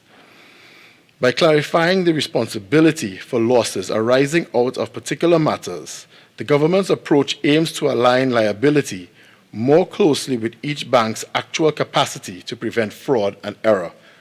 This is intended to provide each party with the right incentives to ensure that the system is secure and reliable to use. The government also intends that these principles will help agency banks and other sponsor banks decide which party should be liable for what is in their contracts. At present, Mr. Deputy Speaker, it is not necessary to impose additional due diligence obligations as the amendments are designed to be enabling measures and will not compel any financial institutions to start capturing images against their wishes, but the introduction of Section 97, Clause 6 of the bill leaves room, subject to future collaborations and discussions with stakeholders, for regulations to be drafted to work in tandem with the legislation to strengthen the operations. Any change to the legislation must not have the unintended consequence of discouraging paying banks from continuing with the rigorous safeguards they currently put in place. There are certain checks that only a paying bank can currently carry out. Therefore, the new amendments, particularly of that pursuant to the introduction of Section 97, Clause 6 of the bill, will grant the Minister and Central Bank Authority a power to make regulations to designate for the specific matters as becomes necessary. These clauses set out above will amend outdated provisions in the statute that currently prevent the banking industry from digitizing parts of the check payment system. Once these legislative measures come into force, all financial institutions providing check services will in effect need to have facilities or access to facilities allowing them to accept check images. And with that, Mr. Deputy Speaker, I end. Thank you.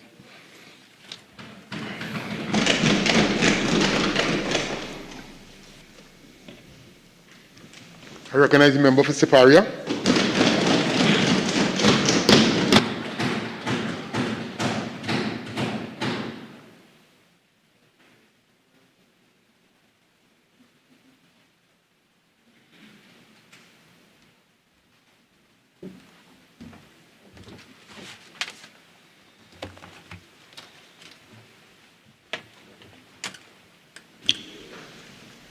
Member, you have 30 minutes. Thank you very much, Deputy Speaker, for the opportunity to join in this debate on the amendment to the Bills of Exchange Act, Chapter 8231, which deals with putting in place an electronic check clearing system. The Honourable Minister pointed out that this particular piece of law dates back to 1884 and is one of antiquity, and he's totally correct on that. There were amendments thereafter in 1907, 1920, 1926, 1933, 1934, 1942, 1979. So over 20 years there have been no amendments to this particular piece of law which handles payments in our country. However, the world has moved on, and with the pandemic, even more so into the digital age. So the bill, Minister tells us, which is so, contains 6 clauses. It was introduced by the Minister of Finance in this House on the 3rd of June, 2022. So on its face, and in principle, it is very innocuous and should not entail too much contention and controversy. But I would like to ask the Honourable Minister of Finance, who piloted the bill, who drafted this bill, Minister of Finance? When was it drafted? Because I have a great concern in that I have no confidence in the Attorney General and his office in light of matters that have transpired. And so it will be important for us in having trust and confidence in the piece of legislation to know from whence it emanated and by whom it was drafted and approved. So the 6 clauses, let's look at the current law. Minister explained for us, as did Minister Manning, explained for us the clearance of checks now involves the delivery of actual physical checks before they can be cleared. So here, this bill is seeking to remove that requirement to use the actual physical check and to allow for the use of electronic versions of the checks by banks for these purposes. And that, as I say, sounds all well and jolly. The amendment is therefore for electronic presentation of checks, which will remove the requirement to deliver the actual physical check, and which would therefore make for greater speed in the clearance of checks, and of course will therefore help to also cut costs. Instead of having to present these checks by courier or manual labor, it can be done electronically. The aim, therefore, in theory, very much needed in this digital age. But we still need to scrutinize the amendments to see whether they will fulfill the kinds of requirements that we need today in Trinidad and Tobago, as I say, in this digital age. The new section 89A1 seeks to allow for a banker to present a check for payment to the banker on whom the check is drawn by notifying him of its essential features by electronic means and image, instead of taking up the physical check itself. That section 89A1 reads as follows. A banker may present a check for payment to the banker on whom it is drawn by notifying him of its essential features by means of an electronic image instead of presenting the physical check itself. Now, we will want to note, Mr. Deputy Speaker, the example from the UK and the example from the Bahamas. Honourable Minister of Finance told us that we had taken several of the provisions out of the UK legislation, but I would ask him to consider other provisions in the UK legislation where we insert the words of both faces of the instrument after the words electronic image in that section, proposed section 89A1. So after notifying the banker of essential features by means of an electronic image, we should also insert therein the words of both faces of the instrument. And why do I suggest this? Of course, it is in legislation in the UK, it is in legislation in the Bahamas. This would help that there will be no ambiguity, Mr. Deputy Speaker, as to what constitutes as electronic image of the check. And secondly, it would ensure that all relevant information from the physical check is included. So, Honourable Minister, I would kindly ask that you consider we take these further words out of the UK statute in this relation to this matter. The new section 89B now seeks to provide that provision of the image of the check does not constitute presentment of the check unless the banker first receives a physical check from the customer. So here we are clearing up, speeding up, both in terms of money and cost, what happens with the clearing of checks. But there's another arena that I think we should consider from this 1884 statute to where we are today in the digital age, that we may want to consider that customers could also access this facility of presenting checks through electronic means. The customer as well. At the moment, the system is physical checks. That physical check then goes to the bank on who you're going to be paying to. And you're now saying, no, we don't have to send the physical check there, but the customer still has to sign a physical check and hand it over to the person he's paying to. But we can, again, as I say, save time, save costs, and speed up the process by giving customers this facility as well. The section 89B now provides as follows. Provision of an electronic image of a check does not constitute presentment of the check under section 989A unless a banker authorized to collect payment of the check on behalf of a customer first receives the physical check. So we are still keeping that manual physical check for this aspect of the process. In effect, the section therefore only allows for presenting of electronic checks to the other banker for the purposes of clearing checks. All we are doing here is clearing check banker to banker. It does not allow for customers to produce electronic checks to their bankers. Persons would therefore still be required to deposit physical checks, the physical check itself, into bank accounts. Again, I ask you to look at the UK legislation, which ministers already told us that was sourced to get some of the provisions for the bill that we are now debating.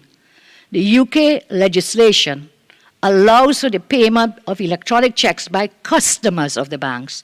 That is, a person can scan and submit the electronic version of the check to their bank.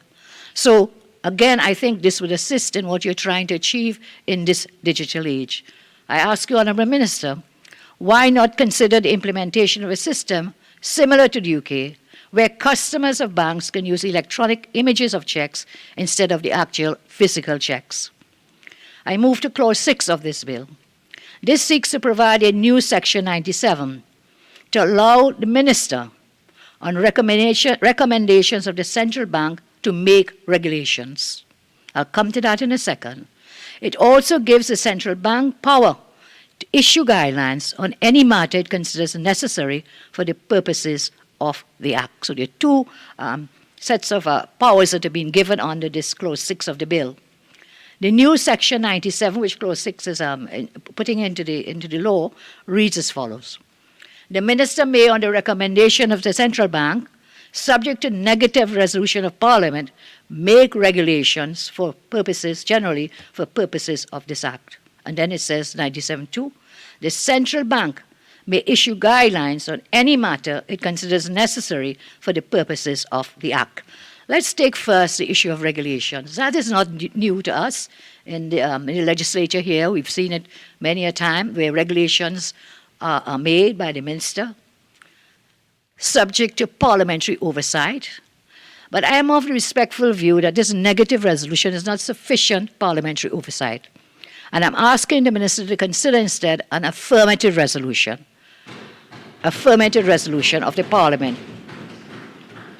There must be that parliamentary oversight and accountability when these regulations are prepared by the Minister. Minister should then take them, as I say, through affirmative resolution. That way it must come to Parliament and must be debated in the Parliament. And these regulations are important because they think affecting your money, and it says your money, when it's about your money, it's your livelihood, and therefore it is important that the parliamentary has oversight. We have seen so many regulations come to this Parliament without the parliamentary oversight. We saw it under the Ministry of Health, where regulations were made that were in breach of certain fundamental rights, and the courts are still adjudicating on some of those other regulations where you do not get the proper parliamentary scrutiny. And so we would need, as I say, better parliamentary scrutiny. When we come to the issue of this purported amendment, this amendment, which seeks to give power for guidelines to be made by the Central Bank. Now let's understand what that means. If you already have powers to make regulations subject to whether negative or affirmative resolution, why do you need guidelines from the Central Bank? Let's take it from the top. Guidelines are potentially vague and uncertain in law. What do we need a guideline? As I say, we have regulations. The Central Bank is already in a position to make recommendations to the minister with respect to regulations. And on top of that, guidelines have no parliamentary oversight whatsoever, none whatsoever, none. They are not even published by way of legal notice, so that the general public will have access to it at least through legal notices. Guidelines are done. They may put it up on the Finance Ministry's website, or they may not, or the website may be down. But in law, for it to have that force of law, I am saying that there is absolutely no need where you have the power to make regulations that whatever you want to put in guidelines can also be subsumed, but should be included in the regulations. And I'm sure that the goodly lawyers in this House will know that just about every political and legal jurist of note agrees that the essential formal aspects of the rule of law include generality, consistency, and certainty.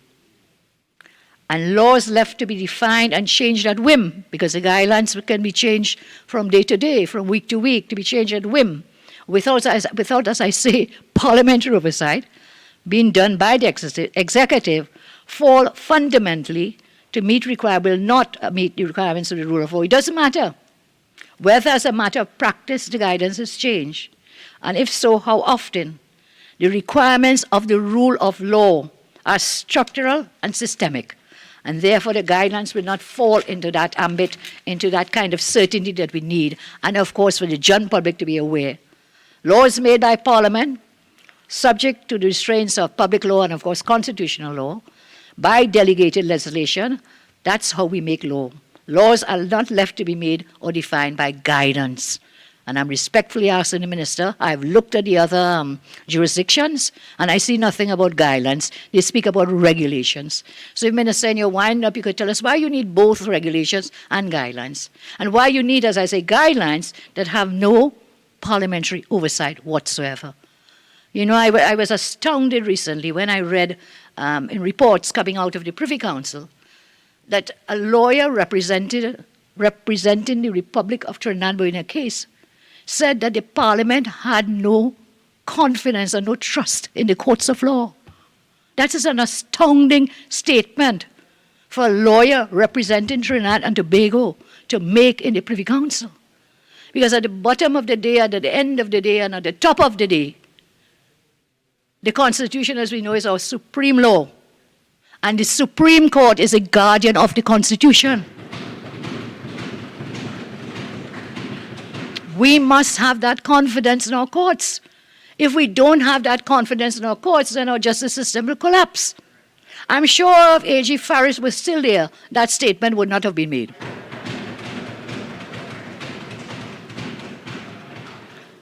So the dangers are very great. It is worth repeating the words of Lord Diplock in Black Clawson International Limited, reported in 1975 Appeal Cases 591, where he said, and I quote, "The acceptance of the rule of law as a constitutional principle requires that a citizen, before committing himself to any course of action, should be able to know in advance what are the legal consequences that will flow from it." So you cannot come after the fact and sometime thereafter, and every week or every month or whatever, 6 months, you feel like it, you get a VAPS, and you put in new guidelines that a citizen doesn't know, doesn't have the certainty of law to know how to conduct themselves and conduct business within the framework of the law. So the short point of all of this, Mr. Deputy Speaker, is that there is no limit or defined parameters on these so-called guidelines to be issued by the central bank. Can you give me a time check, please? Thank you. To be issued by the central bank. Unlike regulations, which require some level of parliamentary oversight, the central bank can make and remove guidelines as it sees fit. What about, as I said, publishing of the guidelines? Unlike regulations, these guidelines may or may not be published on the website of the central bank, and they will definitely not be published in a legal notice because it doesn't have that force. The government's argument in support of this provision might be that the central bank, as an independent body with the appropriate expertise, is best placed to provide guidelines on any matter it considers necessary for the purposes of the Act. I am not convinced by any such argument, contrary to what I'm saying, because once again, these guidelines, central banks don't have the power to make law and therefore should not be given the power to issue guidelines as they please. Now, when we look at comparative analysis with this, and a very brief intervention, Mr. Speaker. One, again, the TT Bill's amendments extract parts of the UK legislation dealing with only the clearing of checks and ignores for customers to also have the facility. Think of how much time and money will be saved if customers were also given the facility to use electronic checks and the provisions that have been given here for clearing of checks. Further, the UK provisions dealing with compensation to customer in instances of fraud or error, they have that in their legislation. Compensation to customers in instances of fraud or error.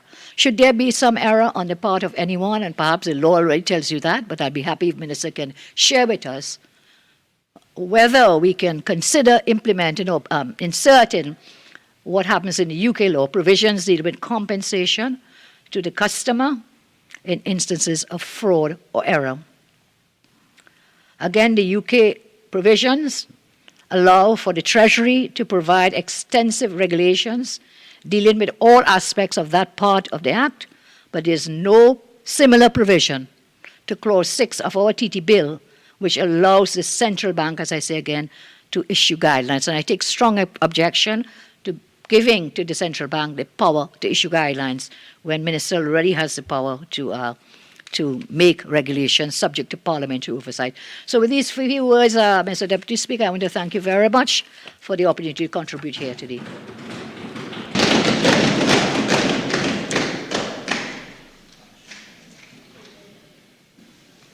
I recognize the Attorney General.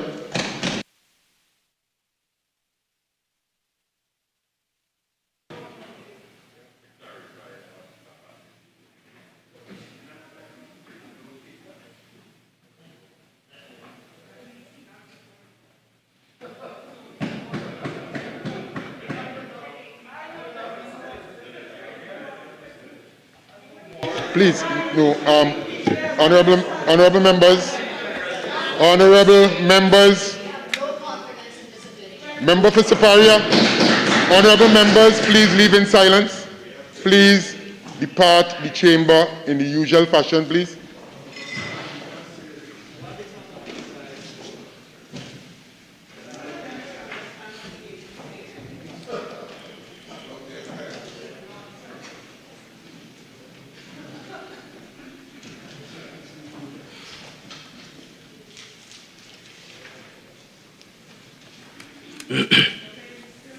One second, Honorable.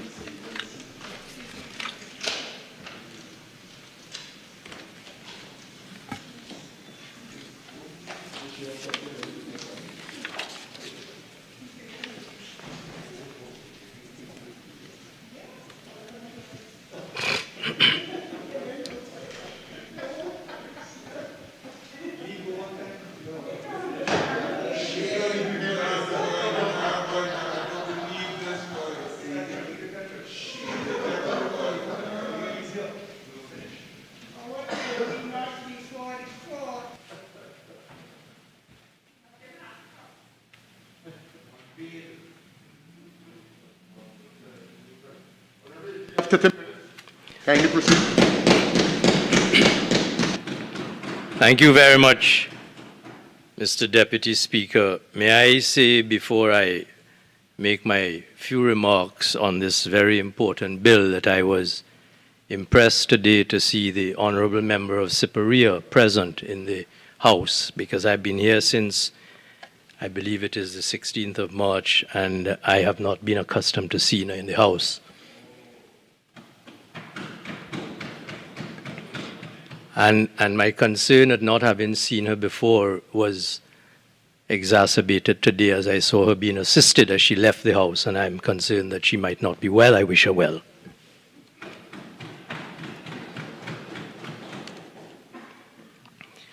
Mr. Deputy Speaker, my task this afternoon is made comparatively easy by the very rich pilot of the Minister of Finance, who has piloted the amendment to this bill.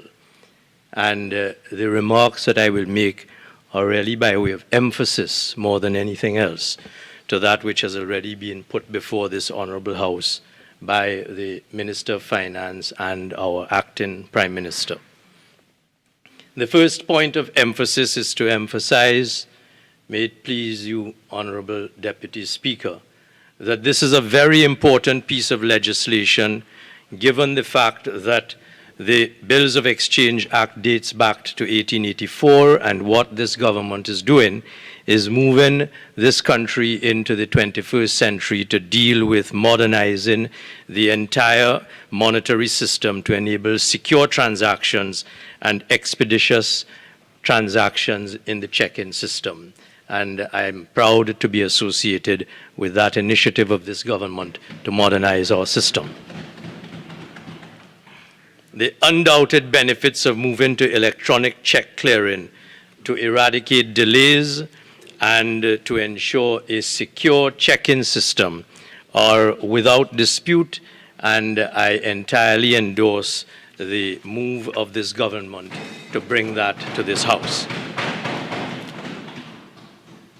Significantly as well, Honourable Deputy Speaker, I emphasize the point that has already been made by speakers on this side before me, that this has been a collaboration by this government with the Central Bank and the Bankers Association, and I commend that very august institution, the Central Bank and the Bankers Association, for working with this government to bring this very innovative and secure piece of legislation to this House. May I also emphasize a point that has already been touched on by previous speakers, and that is to say that the innovations that are being introduced by this amendment to the bills of exchange will not affect or impact on the normal average customer who is presenting his checks or her checks in the normal course of transacting business, and it is really designed for banker-to-banker clearing facilities and secure exchange of checking facilities in the financial system. And that point is emphasized because everybody would appreciate that we are not all, as lay people, as familiar as we would wish we were with the electronic uploading of checks, and there are also risks involved in allowing that to be done at the customer level. And therefore, I think that that is not yet a step that this country is ready for, and we are happy to endorse the clearing at the level of bank to bank. And I endorse that and support that 100%. The efforts of this government with the Central Bank and the Bankers Association go back to a project that has been in train for as much as 5 years, since 2019. And again, it is largely modeled, as we have been told, on the United Kingdom Small Business Enterprise and Employment Act 2015, which implemented electronic check clearing in the United Kingdom. Mr. Deputy Speaker, it is very significant in the advancement that is being made by the amendments to the Bills of Exchange Act that we are now including a defined and definitive role for the Minister of Finance and the Central Bank of Trinidad and Tobago. An example of the modernization of the legislation tells us that nowhere in the existing legislation prior to this amendment, quite remarkably, is there any reference to the central bank's role or the Minister of Finance's role?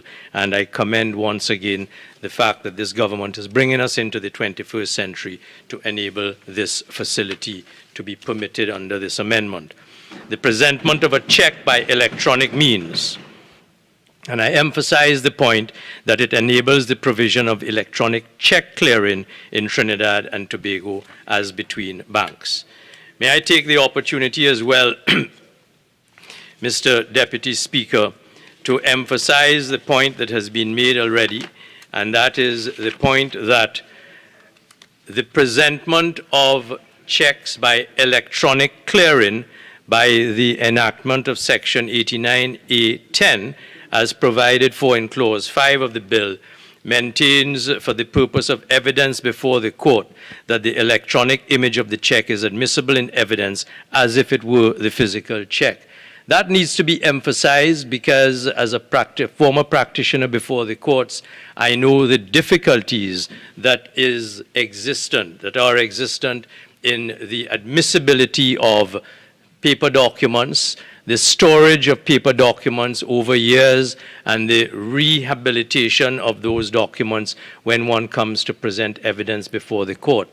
The fact that we will now be allowed to present the evidence of checks by way of an electronic image is going to contribute quite significantly to not only the justice that will prevail within the courts, but the speeding up of the justice system so as to enable this government to go against the fraudsters who are perpetrating frauds on the country and the people of this country on a regular basis, and to bring those people to the rule of law and to book.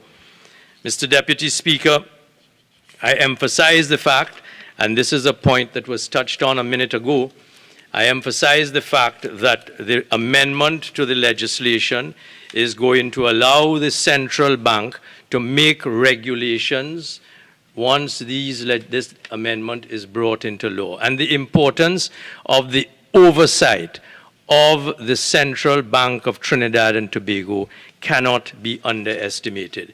The Central Bank of Trinidad and Tobago is a very august, very able and credible institution upon which our entire monetary system reposes.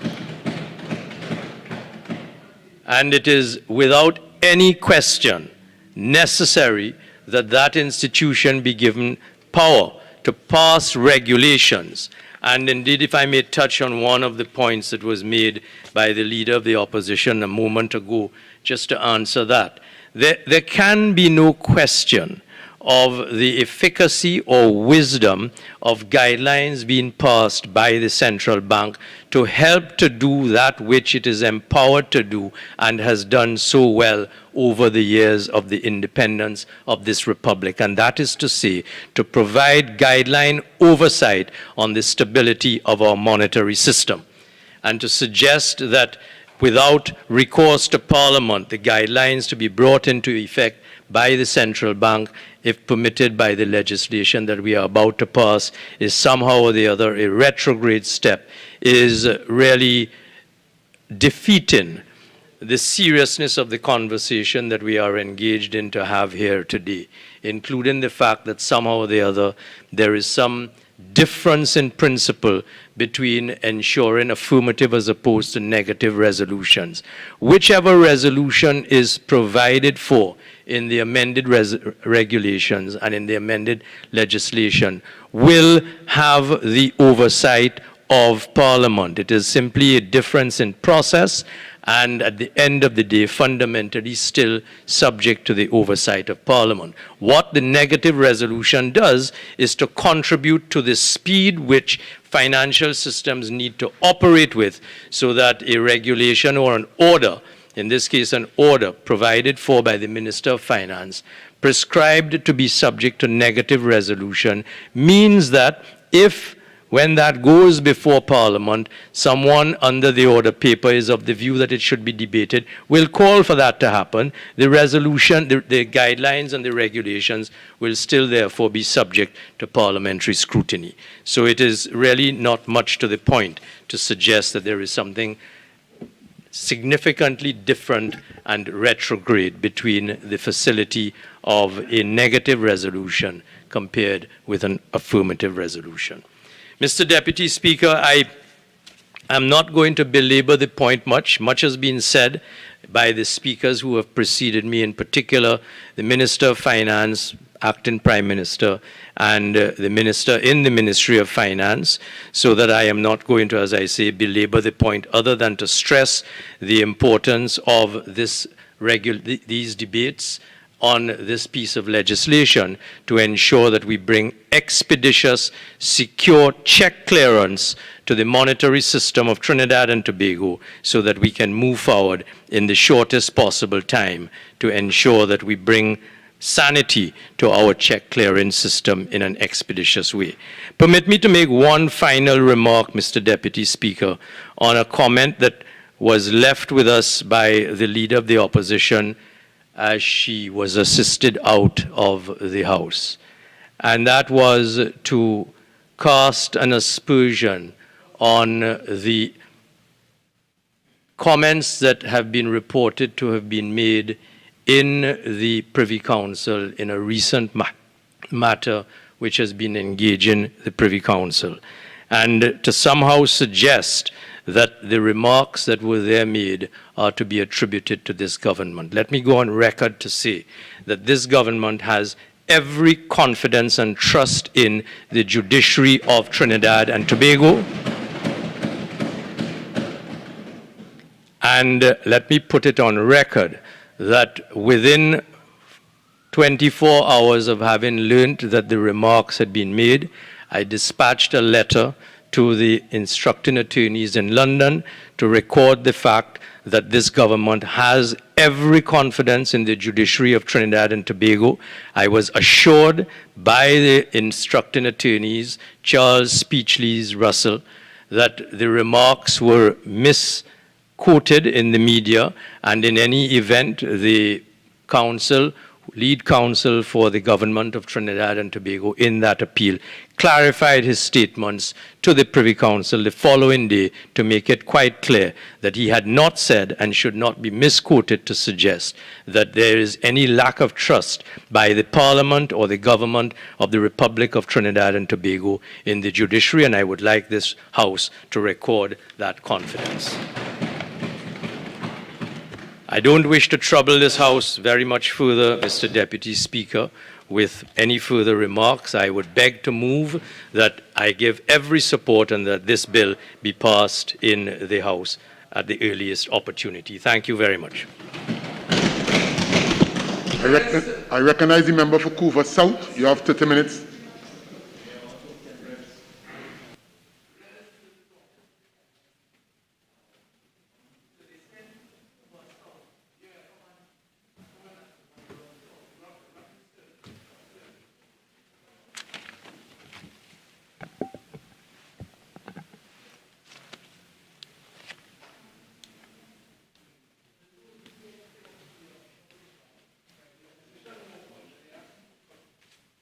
Thank you very much, Mr. Deputy Speaker. As I seek to make a short intervention as it relates to this particular debate in relation to the bill which seeks to amend the Bills of Exchange Act, Chapter 31, to facilitate the implementation of an electronic check clearing system.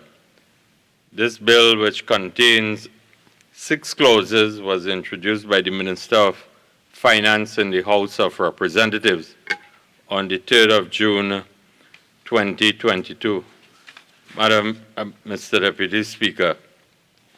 And Mr. Deputy Speaker, the Attorney General, as he ended his presentation, attempted to focus this House in the direction which, when he came to the conclusion and attempted to put on the record that this government has every confidence as it relates to the judiciary of Trinidad and Tobago. But I want to also tell the Attorney General that as the titular head of the bar in Trinidad and Tobago, the opposition led by Kamla Persad-Bissessar and all my colleagues, we have no confidence in the Attorney General of Trinidad and Tobago. Standing Order 48-1, please. This relates in no way to the bill. And he should bring a substantive motion. Again, Honourable Member, I'll have to uphold the standing order. And please, we are not going down that road. Mr. Deputy Speaker, I am guided. Vociferous nonsense. I have made my ruling. Mr. Deputy Speaker, I will not stand here and allow Laventil West to degenerate this debate with his vile. Again, member, I have made my ruling. Kindly proceed. No regards to what you just said will be entered into the debate. Proceed. Thank you, Mr. Deputy Speaker. Mr. Deputy Speaker, it is always the role of the opposition to respond to issues that have been raised by members of the government, and it is my duty-bound responsibility here this evening to respond to the remarks of the Attorney General during his contribution, because member, and again, you have the prerogative of the chair to do so, but as I said, based on your remark, I am not entertaining that in the particular debate. All right? I hope you heard what the Honourable AG said in his discourse, so that you can kindly make some statements. Proceed. Yes, Mr. Deputy Speaker, because in his contribution here this afternoon, the Attorney General indicated or attempted to query or to find out why members of the opposition walked out during this particular debate.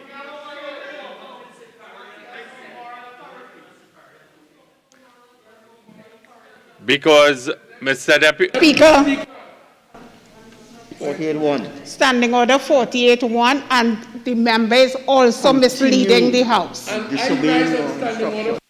Six, they walked out and crept back in here shamelessly and quietly. Again.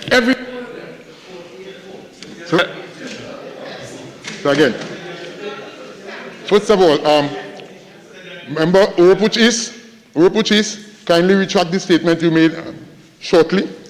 No, kindly, the statement you made earlier. I retract the statement I made earlier. Right. Again, member for Couva South. Second time, kindly proceed. Yeah, but Mr. Deputy Speaker, I am proceeding, but the member for Laventille West seems to be hell-bent on attacking members of the opposition with no foundation and no... Let me rise in here.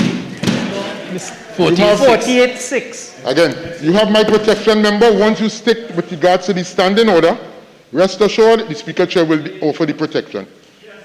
Go ahead with your discourse, sir. Mr. Deputy Speaker. Deputy Speaker, I rise on 48-6. Hell is on that side. And he's saying that I am hell-bent. Never, Mr. Deputy Speaker. That is hell. Mr.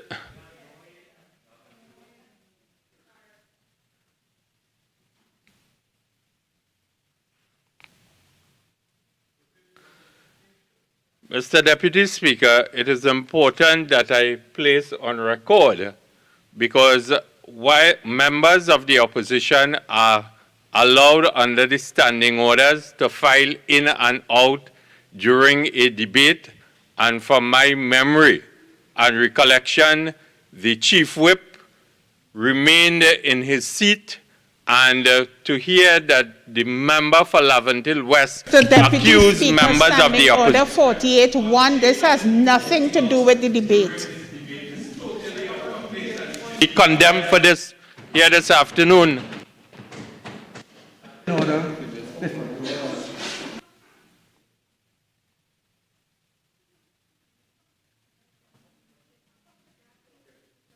Honorable member, the debate is before us.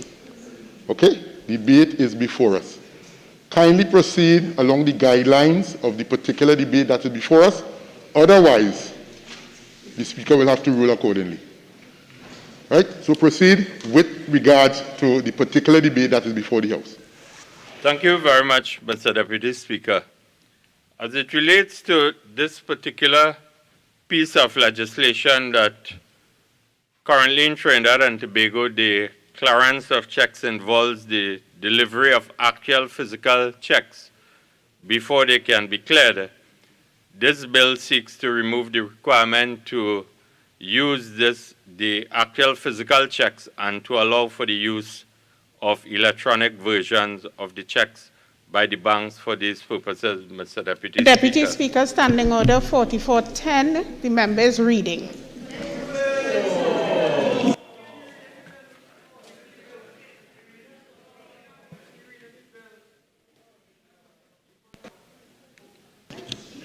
Again, honorable members, again, we all know what the standing order says with regards to that particular aspect. But again, in this particular debate, as the Speaker, individuals have, used their speech with regards to things. So again, I'll also be guided as I go along. Kindly proceed. Thank you, Mr. Deputy Speaker. I see that the leader of government business really has nothing of significance to... And I've given you the opportunity to continue. And I will continue, Mr. Deputy Speaker. If they attempt to draw me into a banter and so on, I have the responsibility to respond, because this is the most hypocritical government in the political history of Trinidad and Tobago. And it is always the role of the opposition to put on record... Standing Order 48-1, this has nothing to do with the bill. Standing Order 48-1. Again, member, I have ruled, so be careful of your statement after my ruling, please. Kindly proceed. Yes, Mr. Deputy Speaker. As it relates to the new section 88.1, which seeks to allow for a banker to present a check for payment to the banker on whom it is drawn by notifying him of its essential features by means of an electronic image instead of presenting the physical check itself. And in addition, this section reads as follows: 89A1, a banker may present a check for payment to the banker on whom it is drawn by notifying him of its essential features by means of an electronic image instead of presenting the physical check itself. Mr. Deputy Speaker, it may be worth following the example of the UK and the Bahamas by inserting the words of both faces of the instrument after the words of the electronic image. Mr. Deputy Speaker, Standing Order 55-1B, the Speaker before said exactly that. Yes, the two sides, UK and Bahamas, that you should have the two sides, the front and the back. Thank you, members. Thank you, members. Thank you.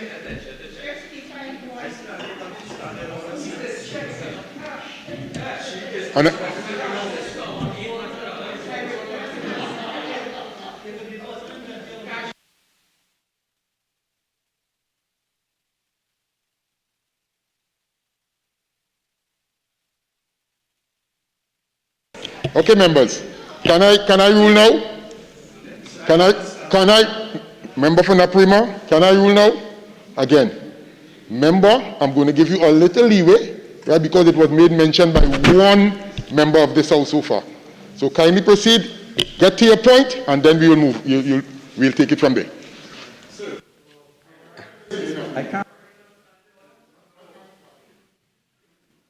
Thank you, Mr. Deputy Speaker. It seems that the leader of government business, you cannot seek to satisfy here. 1 minute. I am relating my position to the... 48-1. That relating to the bill? 48-1. Mr. Deputy Speaker, I hope they will allow me to finish what I have to do here this afternoon. Because at the end of the day, I know the leader of government business is very accurate with financial transactions and so on. And Deputy Speaker, I am not before the court in handcuffs. Okay. Okay, members, I have ruled. I have given the opportunity to continue. However, member for St. Augustine, before you can resume your seat in this house, you need to apologize and retract a statement that you said while on your way out, before you can resume your seat. I retract and apologize. No, stay loud. No. Hold on. Have your seat, please. All right, I'd like you to stand and retract your statement, and then you can kindly have your seat in the debate. Mr. Deputy Speaker, I retract my statement and I apologize. Thank you. And again, honorable members, the standing order is clear. Once you are entering or departing this honorable chamber, it is done in a certain decorum. Right? It was identified with regards to certain individuals on their way out. So again, member for Couva South. Let's get on with the debate. Refer to people on this side and also on that side. I need clarification on that, sir. Thank you very much, Mr. Deputy Speaker, because, as I said, certain members of the government should be very focused as it relates to this particular debate, as it relates to financial transactions and so on.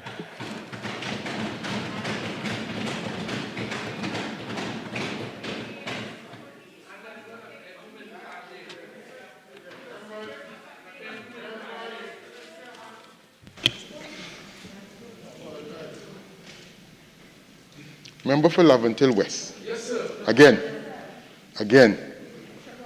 let's make it clear in this chamber that there's a certain way to do things. Miss Honorable, please. Right. Member, I think it's a couple minutes now that I've given you the opportunity to proceed with the debate that is before us. Mr. Deputy Speaker, I'm being fully cooperative here this evening. It is members of the government who seem to be disturbed, or their mental equilibrium have been disturbed by certain statements I've made. I hope that they can calm themselves down and ensure and allow me to make my final point before I depart this podium. Mr. Deputy Speaker, at the end of the day, you see, when you want to come into the Gayal and you enter the Gayal, you have to expect to get lashed in the Gayal. And you see, the Attorney General is a guest in the lower house.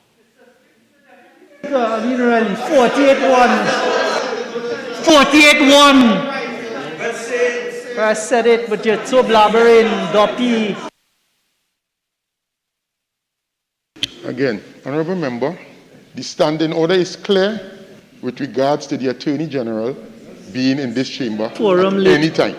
So move on from that statement and let's proceed with the particular debate that's before us. Thank you very much, Mr. Deputy Speaker. I really am a bit confused as it relates to why they do not want me to finish the point that I have to make.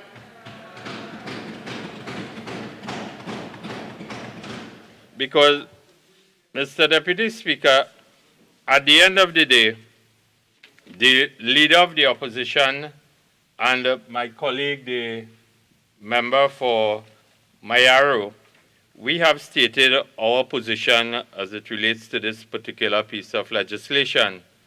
And within the financial system, we have made some observations within the financial system, especially from a regional point of view. And we are of the opinion that, for example, Belize has enacted the National Payment Systems Act 2017, which specifically, Mr. Deputy Speaker, provides for the electronic presentation of checks. And these provisions are materially similar, Mr. Deputy Speaker, to Barbados and Guyana. And based on the bill, Mr. Deputy Speaker, it appears as though Trinidad and Tobago's position is to allow for the use of the electronic images of checks for the purposes of clearing checks, Mr. Deputy Speaker. And I am asking the government, what about a complete overhaul of the legislative framework to enact a National Payment System Act, following in the footsteps of the Bahamas, Guyana, Belize, and Barbados, Mr. Deputy Speaker? Because, Mr. Deputy Speaker, members of the government will want to behave in a manner as if we have no jurisdiction in terms of what we want to achieve. I want to tell the opposition at the end of the day, not the opposition, but the government of Trinidad and Tobago, that at the end of the day, Mr. Deputy Speaker, what we are about is always giving support to laws that are in the interest of the development of Trinidad and Tobago and in the interest of the development of the financial system and the economy of this country. But also, Mr. Deputy Speaker, we will not allow any Attorney General to attack the leader of the opposition and get away unscathed as it relates to his conduct, whether it is inside or outside of the parliament of this country, the Attorney General Speaker, Standing Order 48.1, please. This has no relevance to the bill. Mr. Deputy Speaker. Members, again. Honorable member, just retract that last statement you made, because I made a ruling on that already since you have been in there. Could you kindly retract that statement? Thank you, Mr. Deputy Speaker. No, kindly retract the statement. I retract, Mr. Deputy Speaker, and as I said, in the interest of transparency and accountability, the people of Trinidad and Tobago will hold accountable all office holders in terms of how they conduct themselves. Mr. Deputy Speaker, I thank you. Hold on. The convention for today has already been laid, Mr. Pointerplay. Okay? So, again. I recognize the member for Port of Spain South. Member, you have 30 minutes. Mr. Deputy Speaker, as I listened with dismay to the contributions made by the honorable members on the other side, it took me back to the words of Winston Henry the Explainer. They are not serious about the country's business. They kicks in. They came in Parliament today. Standing Order 48.1. I don't see what kicks in has to do with this bill. Tell me the clause, and I will listen. No, members, please. Proceed, member. Thank you, Mr. Deputy Speaker. And on that note, having heard the exchanges, I want to say to the country that the honorable members on the other side, none of them can put their feet in the shoes of the honorable member for Aruka or the honorable Attorney General of Trinidad and Tobago. They can't even smell their shadow, so let them continue with the old talk. Mr. Deputy Speaker, the amendments to the Bills of Exchange Act, Chapter 8231. This bill is most timorous and welcomed at this time. By the introduction of this bill by the Honorable Member for Diego Martin Northeast, the government of Trinidad and Tobago on a serious level is saying to the country that we are keeping faith with the promises made to the population of Trinidad and Tobago on two fundamental levels. The first level is it demonstrates the government's commitment to building a policy from the ground up that positively affects small entrepreneurs as well as large corporations. Secondly, the introduction of this bill is in consonance with the government's promise of the delivery of digital transformation. And that is why we have a ministry exclusively geared towards that. Mr. Deputy Speaker, that is called taking the business of the country seriously.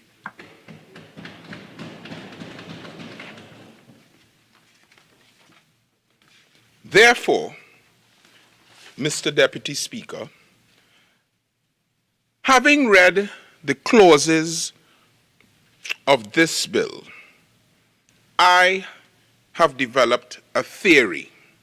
And this theory is, whilst each proposed clause does not in and of itself speak to the implementation of an electronic check clearing system, cumulatively, each proposed amendment would facilitate such a system and its implementation in Trinidad and Tobago.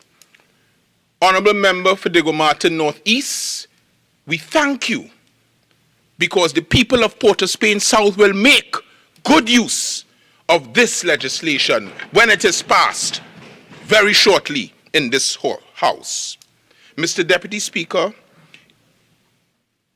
when you examine Clause 4, through the inclusion of Section 74A, it allows for an alternative place for the presentment of checks. This permits a bank to specify an alternative address to which a check drawn on that bank can be presented. The benefits of this clause, and one of the benefits, is that it encourages flexibility of transactions involving checks once it is presented at a proper place. And even with this flexibility and the inclusion of the term a proper place, there are protections that are built in, because the term a proper place is limited by the requirement that the bank must specify the address that will be the proper place, and this must be published in the Gazette. What this does, Mr. Deputy Speaker, is that it eliminates part and partial fraud, and it accounts for surety as it relates to what is a proper place. So there is no question, Mr. Deputy Speaker, that even though we are going in a digital mode, that there are not checks and balances that will ensure the integrity of the system. MP Paray, I heard it from the leader. Member, thank you. Proceed, member. Thank you, Mr. Deputy Speaker.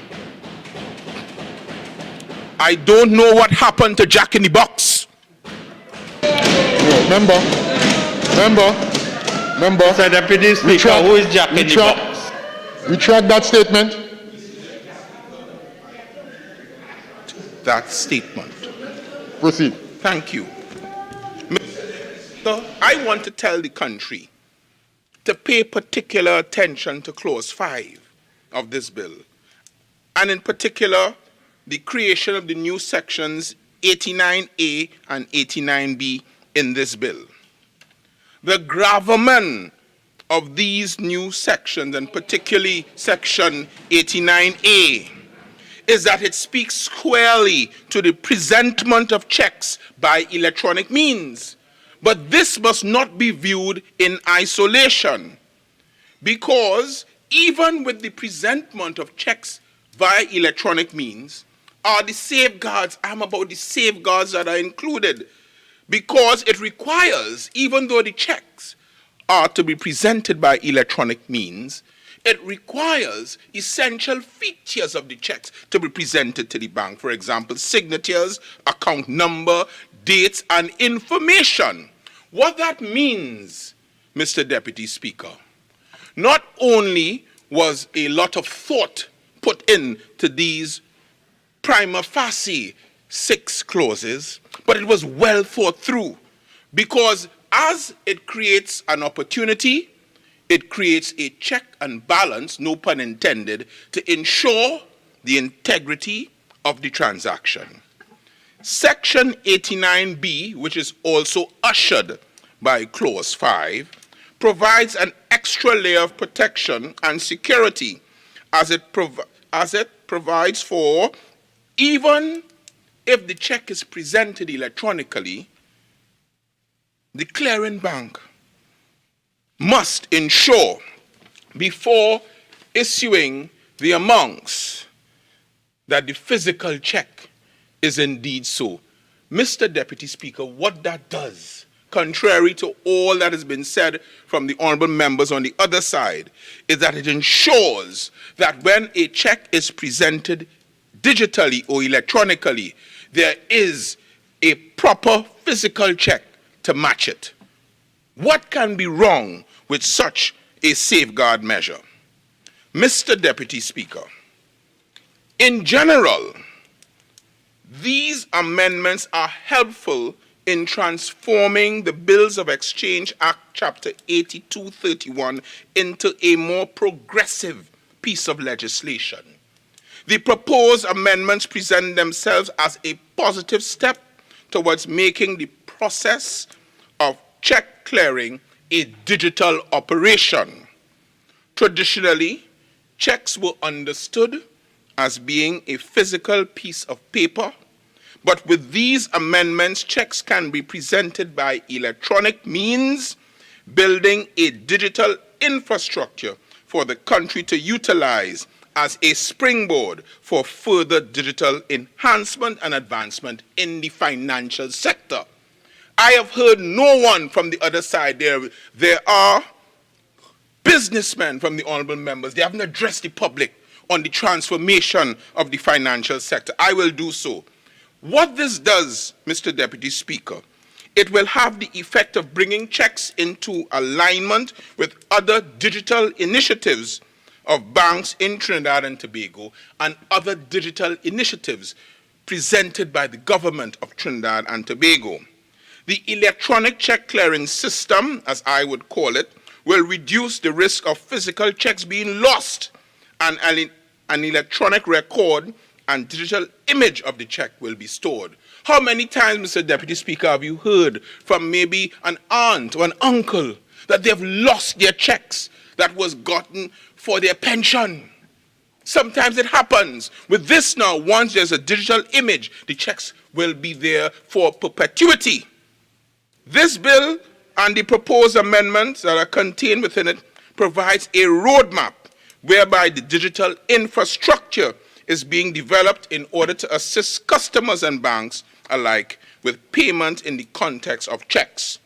The making of payments will be faster as the time frame to conduct transactions will be reduced given the electronic nature of the proposed transactions. And this will make it more convenient for business to be conducted, particularly in important sensitive situations where people have to go to the bank and there are others waiting outside to take their hard-earned cash away from them. This is one of the proposed benefits of this bill. Additionally, as the government continues its progress towards digital transformation and the checks are cleared in a more efficient manner through the digital image, what you have, Mr. Deputy Speaker, is an improvement in the efficiency of the banking system. And that is another benefit that this bill presents. 1B. I've heard about efficiency, and this thing will make it convenient. Give me another point, please. Again, member, 1 second. 1 second. Again, member, right? We are getting into that time in the debate. So again, tie in the point quickly that you're making, or otherwise you'll move on. Mr. Deputy Speaker, I want to add that what it will do is that it will impact not only large business transfers, but also have an impact on sole traders who have to pay clients, who have to pay customers, who have to pay workers. The honorable member from Couva North, who thought that he was a union man, never presented that as an argument that workers will now have an opportunity to have a more efficient gathering of their checks. Where is his representation of his so-called constituents? Mr. Deputy Speaker, since the pandemic, there's been a significant increase in the use of digital banking for some people for health reasons. This bill could not be more timious, because in keeping with the trend that has been developed during the pandemic, it now encourages digital transactions and digital banking. Mr. Deputy Speaker, as I wrap up, it would be remiss of me if I did not acknowledge the honorable member from Superior on a Monday, and then I look outside at the weather and I understand everything. Mr. Deputy Speaker, I respectfully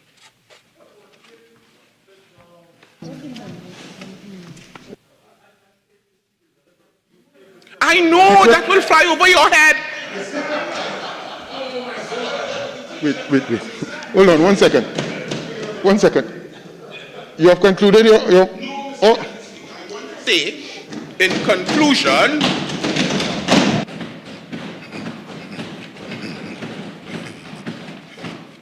that I threw my corn, but I never called no foul. Those are my contributions, Mr. Deputy Speaker.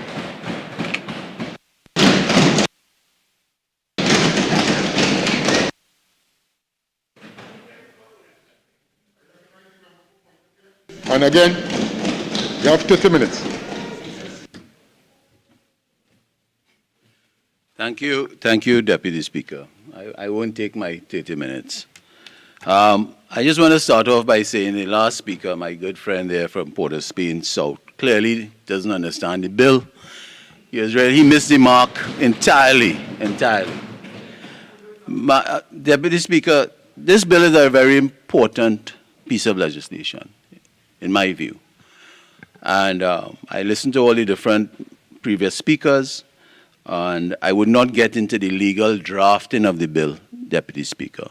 But the context or the concept of the bill is really modernizing how the check clearing aspect on a daily basis in this country. And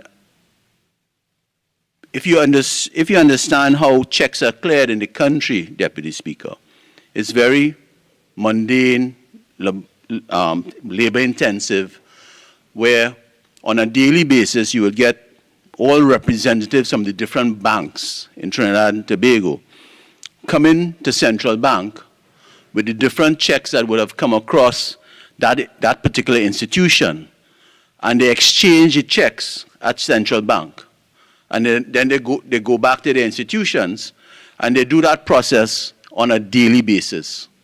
I think what this legislation is trying to do, and that process where a check is cleared from the time a check is written by an individual to when it's cleared from that individual's bank could take previously between five working days. And I think what the legislation is trying to do is cut down that time limit of how checks are cleared by the electronic method, Deputy Speaker. And it augurs well for the country, Deputy Speaker. So that sometimes in the past, when individuals did not have, they used to call it kiting checks. So when individuals did not have sufficient funds in their account, they would write a check knowing that it would take maybe 5 or 6 days from start to finish before it's cleared from their bank. And they would hope that in that period, that window of 5 to 6 days, they would get funds to place in their bank account, so that when the check is cleared by this manual process, the check would be able to clear without having what they call bouncing or rubber check, Deputy Speaker.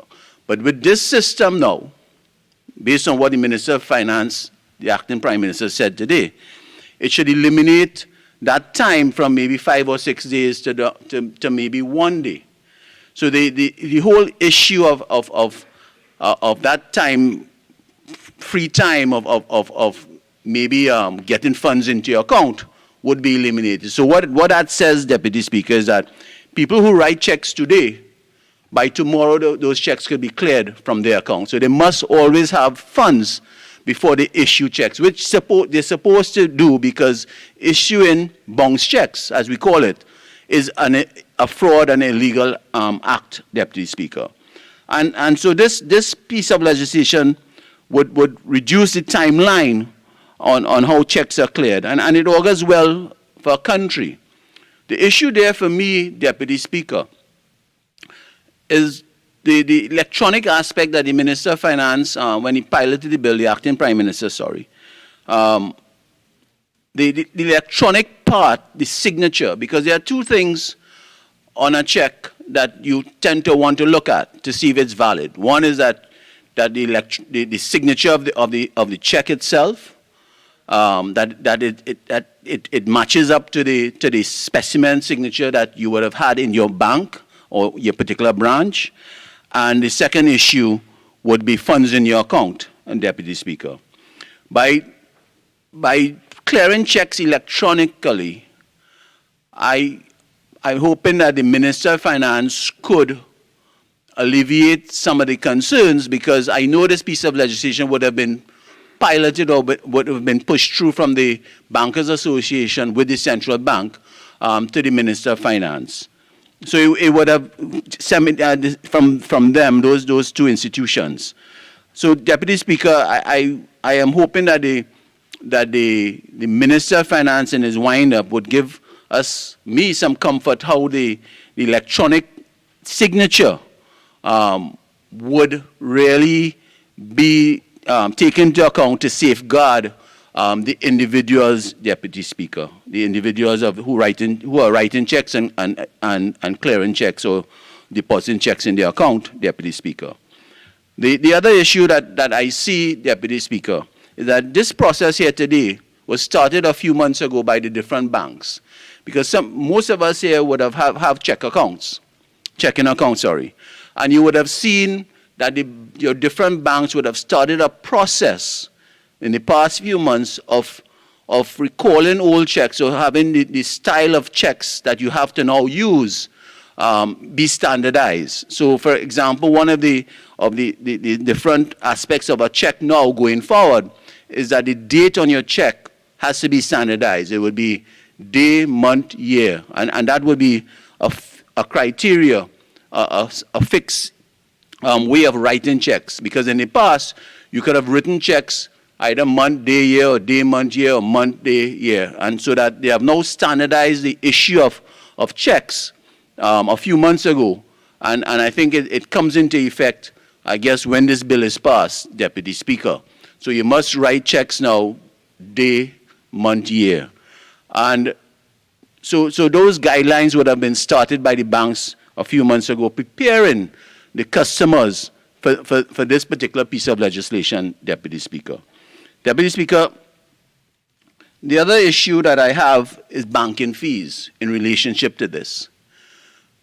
And we know banking fees is something, it's something that touches all of us here, all the consumers, all the population when we use our banks, Deputy Speaker. And banking fees have been getting out of hand.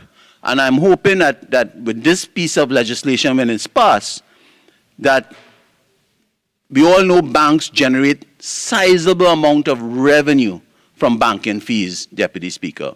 And I'm hoping that this piece of legislation, and I'm hoping that the Minister of Finance could use moral suasion on the banking industry, or even look at the banking fees, the revenues that are generated from banking fees, which is really, sometimes more than what they earn from the traditional banking industry of the split between a loan sale, Deputy, between lending a loan and the interest payments, Deputy Speaker. Banking fees have gone over the top, as they say, Deputy Speaker, and I'm hoping that the Minister of Finance could use some moral suasion, especially with this whole new system that is coming in place, that the banking fees that the banks would want to charge, and I'm sure they would want to charge banking fees on this new piece of legislation, Deputy Speaker, and I hope that the Minister of Finance could use his good office to monitor and ensure that the population doesn't suffer and pay extra banking fees on a piece of legislation that's supposed to modernize and help the banking industry going forward, Deputy Speaker. Deputy Speaker, it is, in my view, it is long overdue, because I understand how the clearing of checks in the manual system is done. It's very laborious. The issue there I want to ask before I close, Deputy Speaker, in the wind-up, if the acting Prime Minister could say to us, because when we write a check presently, we normally get back that hard copy check in our bank statements. And I don't know if, given this whole electronic system issue now, if you would still get back that original copy of that check you would have written in your banking statements at the end of the month or the following month, Deputy Speaker. So these are some few words and some questions I would like to ask the acting Prime Minister, Minister of Finance on this piece of legislation. I thank you.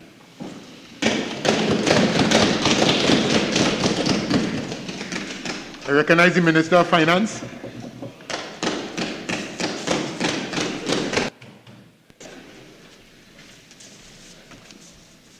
And you have 30 minutes, Honorable Minister. Thank you very much.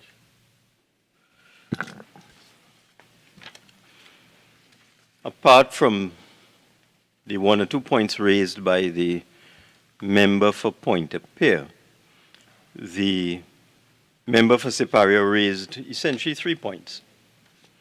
The first point was why in the legislation are we indicating that regulations made by the Minister of Finance would be subject to negative resolution, and the member for Siparia went on to make a case for affirmative resolution.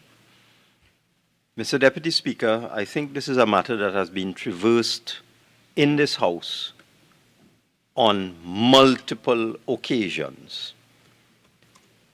The first point that needs to be made, the first statement made by the member for Siparia, which was not correct, is that if regulations are subject to negative resolution, there would be no oversight by Parliament. That is completely incorrect. When regulations are subject to negative resolution, they are laid in Parliament. And the actual terminology gives a clue as to what can happen to these regulations. If members opposite have a concern, they simply file a motion to negative the regulations, and there is a debate. And in that debate, the regulations would be subjected to the same scrutiny, or perhaps even more scrutiny than they would be under affirmative resolution. The reason why negative resolution is used is that in technical matters, in administrative matters, it is not considered necessary to engage the attention of the Parliament in active debate. And that is why the whole concept of negative resolution has been developed. And the purpose of negative resolution is that if there is something that is so egregious or so wrong with regulations, the procedure is available to members opposite to file a motion calling for debate and calling for the negative of the regulations. So this entire discourse about these regulations, which are highly technical, should be subject to negative resolution is completely without any basis whatsoever. So that's the first point. And this is a feature of legislation that has been piloted and passed in this Parliament under this government, under the former UNC government, under the NAR government, under the UNC government of 1995 to 2001.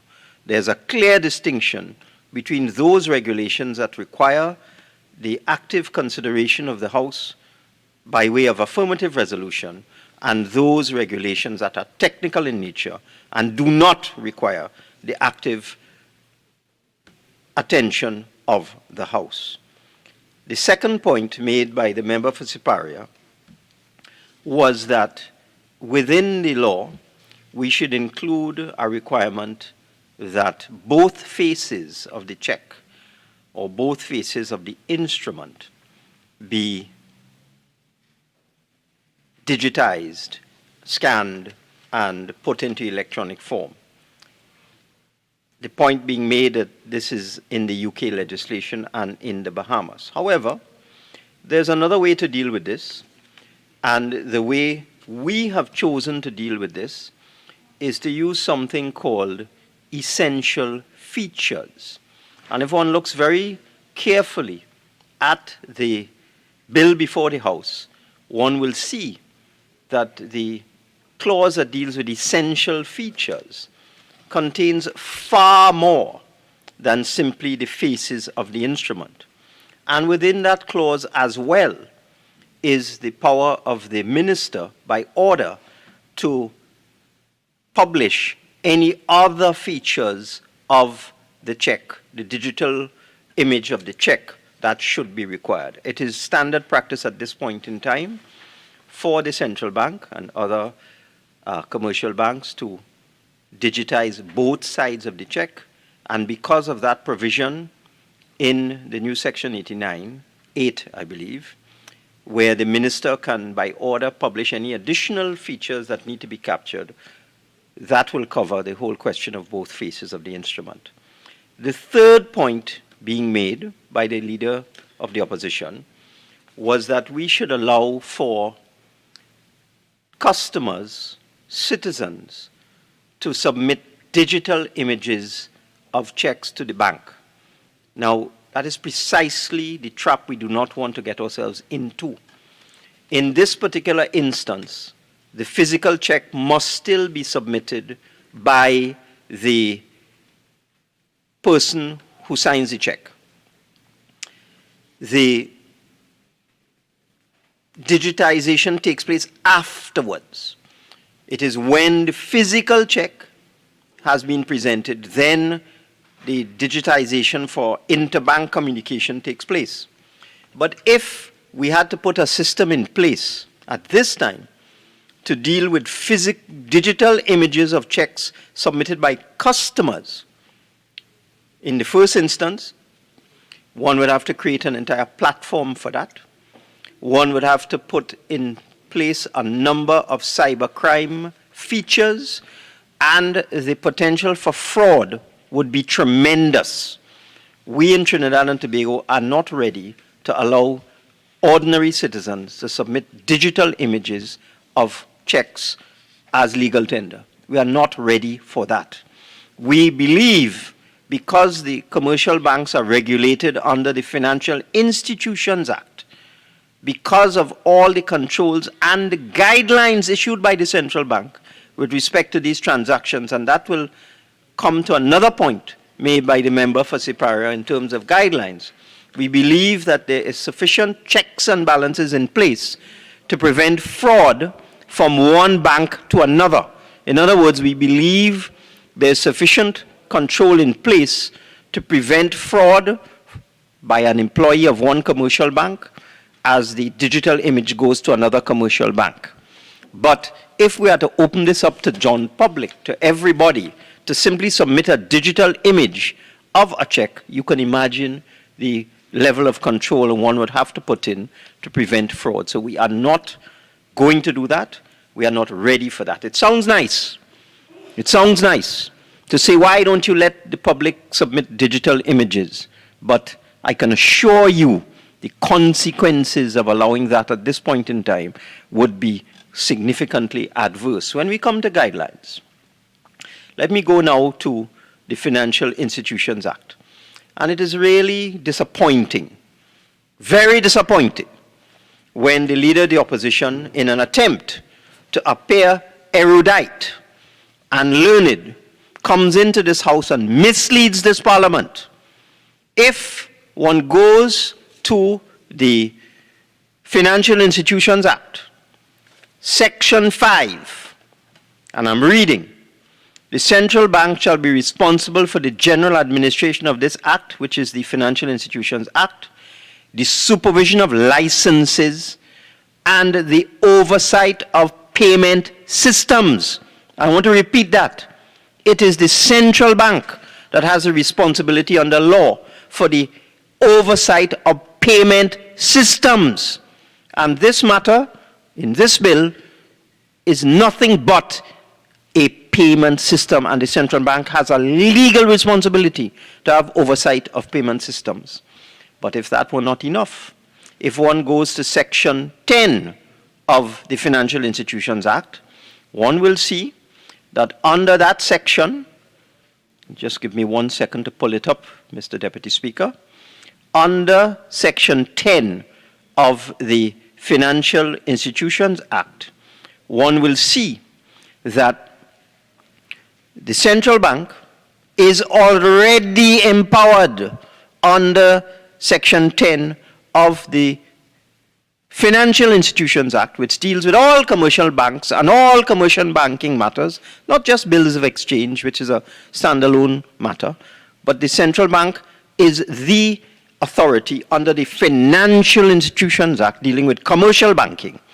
And Section 10 says this: the central bank may issue guidelines on any matter it considers necessary to give effect to the act, to enable the central bank to meet its objectives, to aid compliance with the Proceeds of Crime Act, the Anti-Terrorism Act, or any other written law relating to the prevention of money laundering and combating of financing of terrorism, and to regulate the market conduct of licensees, which in this particular case would be a commercial bank.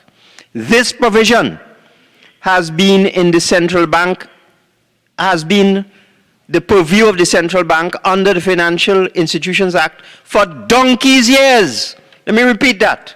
The power of the central bank to issue guidelines on any matter it considers necessary to meet its objectives, to comply with the proceeds of crime, to deal with money laundering, and to regulate the market conduct of banks has been in the Financial Institutions Act for donkey's years, and certainly under the government of the member for Sipario. So why now, in the year 2022, all of a sudden, the central bank, which under the administration of the member for Sipario was deemed to be perfectly competent to issue guidelines on matters relating to proceeds of crime, money laundering, and regulating banking? Why, under the administration of the member for Sipario, the central bank was perfectly competent to issue guidelines? All of a sudden now, in 2022, the central bank is no longer competent and should no longer be given the authorization to issue guidelines. This is completely misleading the House. Misleading the House. It just sounds nice. It's for sound bites. Let me go now to Section 9 of the Financial Institutions Act. Under Section 9 of the Financial Institutions Act, again, a section that has been in force for donkey's years, and for the whole 5 years and 3 months of the administration of the member for Sipario. This particular section, Section 9 of the Financial Institutions Act, indicates that the minister may, after receiving recommendations from the central bank, word for word, what we are dealing with today, make regulations for any matter required to be prescribed under the Act for the transfer of funds by electronic means, the oversight of payment system. All of this is what we are dealing with. And it says, regulations made under subsection 1 shall be subject to a negative resolution of Parliament. So under the administration of the member for Sipario, it was perfectly okay for the Minister of Finance to make regulations on the recommendation of the central bank for matters such as the transfer of funds, oversight of payment systems, subject to negative resolution. But all of a sudden, it's no longer the correct thing to do. And that is what I mean. Misleading the Parliament, misleading the public, just for sound bites. Just for sound bites. So what we are doing here is perfectly proper. What we are doing here is completely in order. What we are doing here is best practice. What we are doing here has been done in this country for years without any issues. And I really have a problem with the member for Sipario questioning the right or the competence of the regulator, which is the central bank, to issue guidelines with respect to payment systems. Let's go now to why do we need guidelines?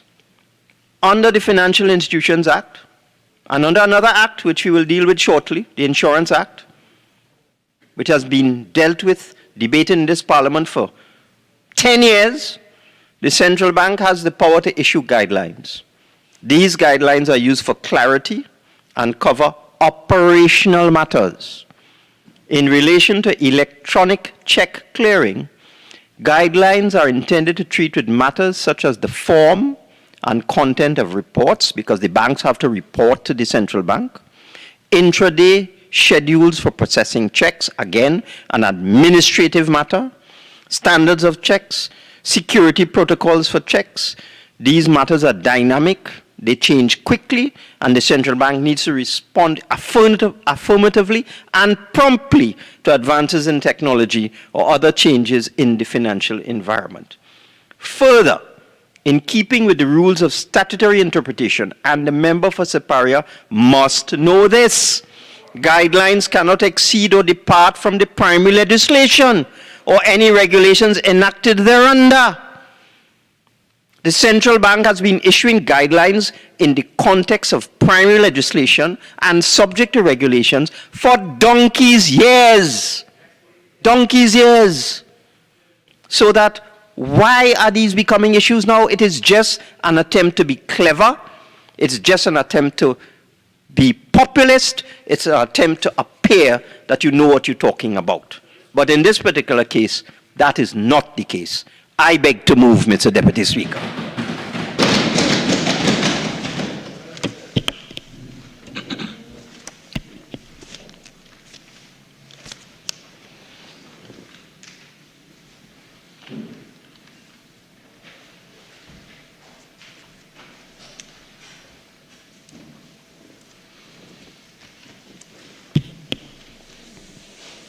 Honourable members, the question is that a bill entitled An Act to Amend the Bills of Exchange Act, Chapter 8231, be now read a second time.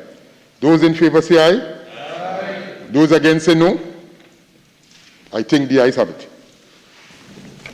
A bill entitled An Act to Amend the Bills of Exchange Act, Chapter 8231. Minister of Finance. Thank you very much, Mr. Deputy Speaker. I beg to move that a bill entitled An Act to Amend the Bills of Exchange Act, Chapter 8231 be committed to a committee of the whole.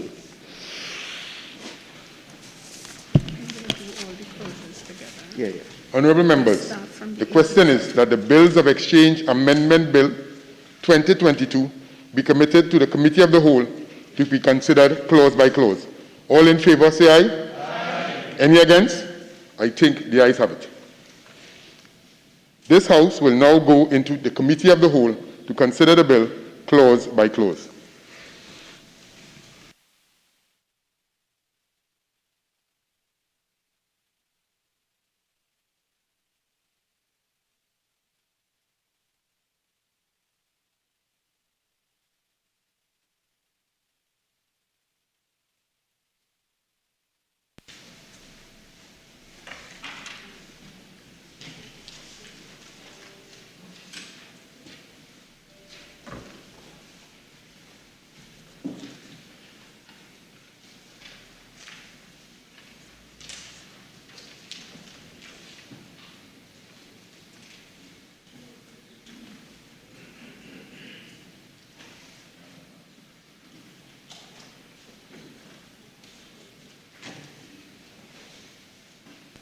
Okay, welcome, madam.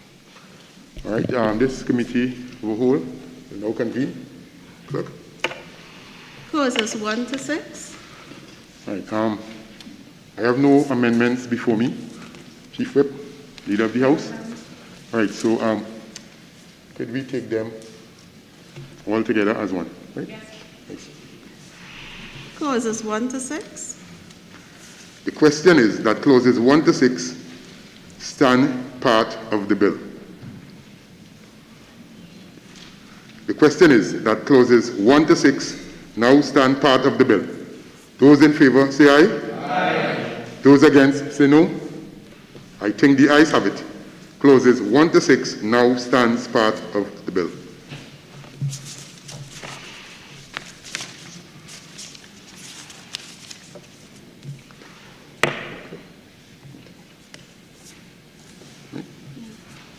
Okay, honourable members, we will now report the matter to the House.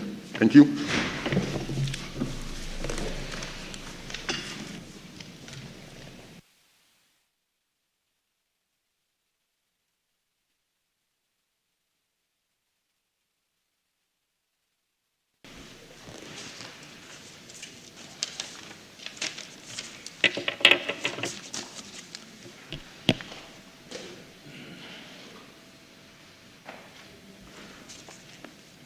The House resume. Minister of Finance. Thank you very much, Mr. Deputy Speaker. I wish to report that a bill entitled the Bills of Exchange Amendment Bill 2022 was considered in the Committee of the Whole and approved without amendments. I now beg to move that this bill be read a third time and passed.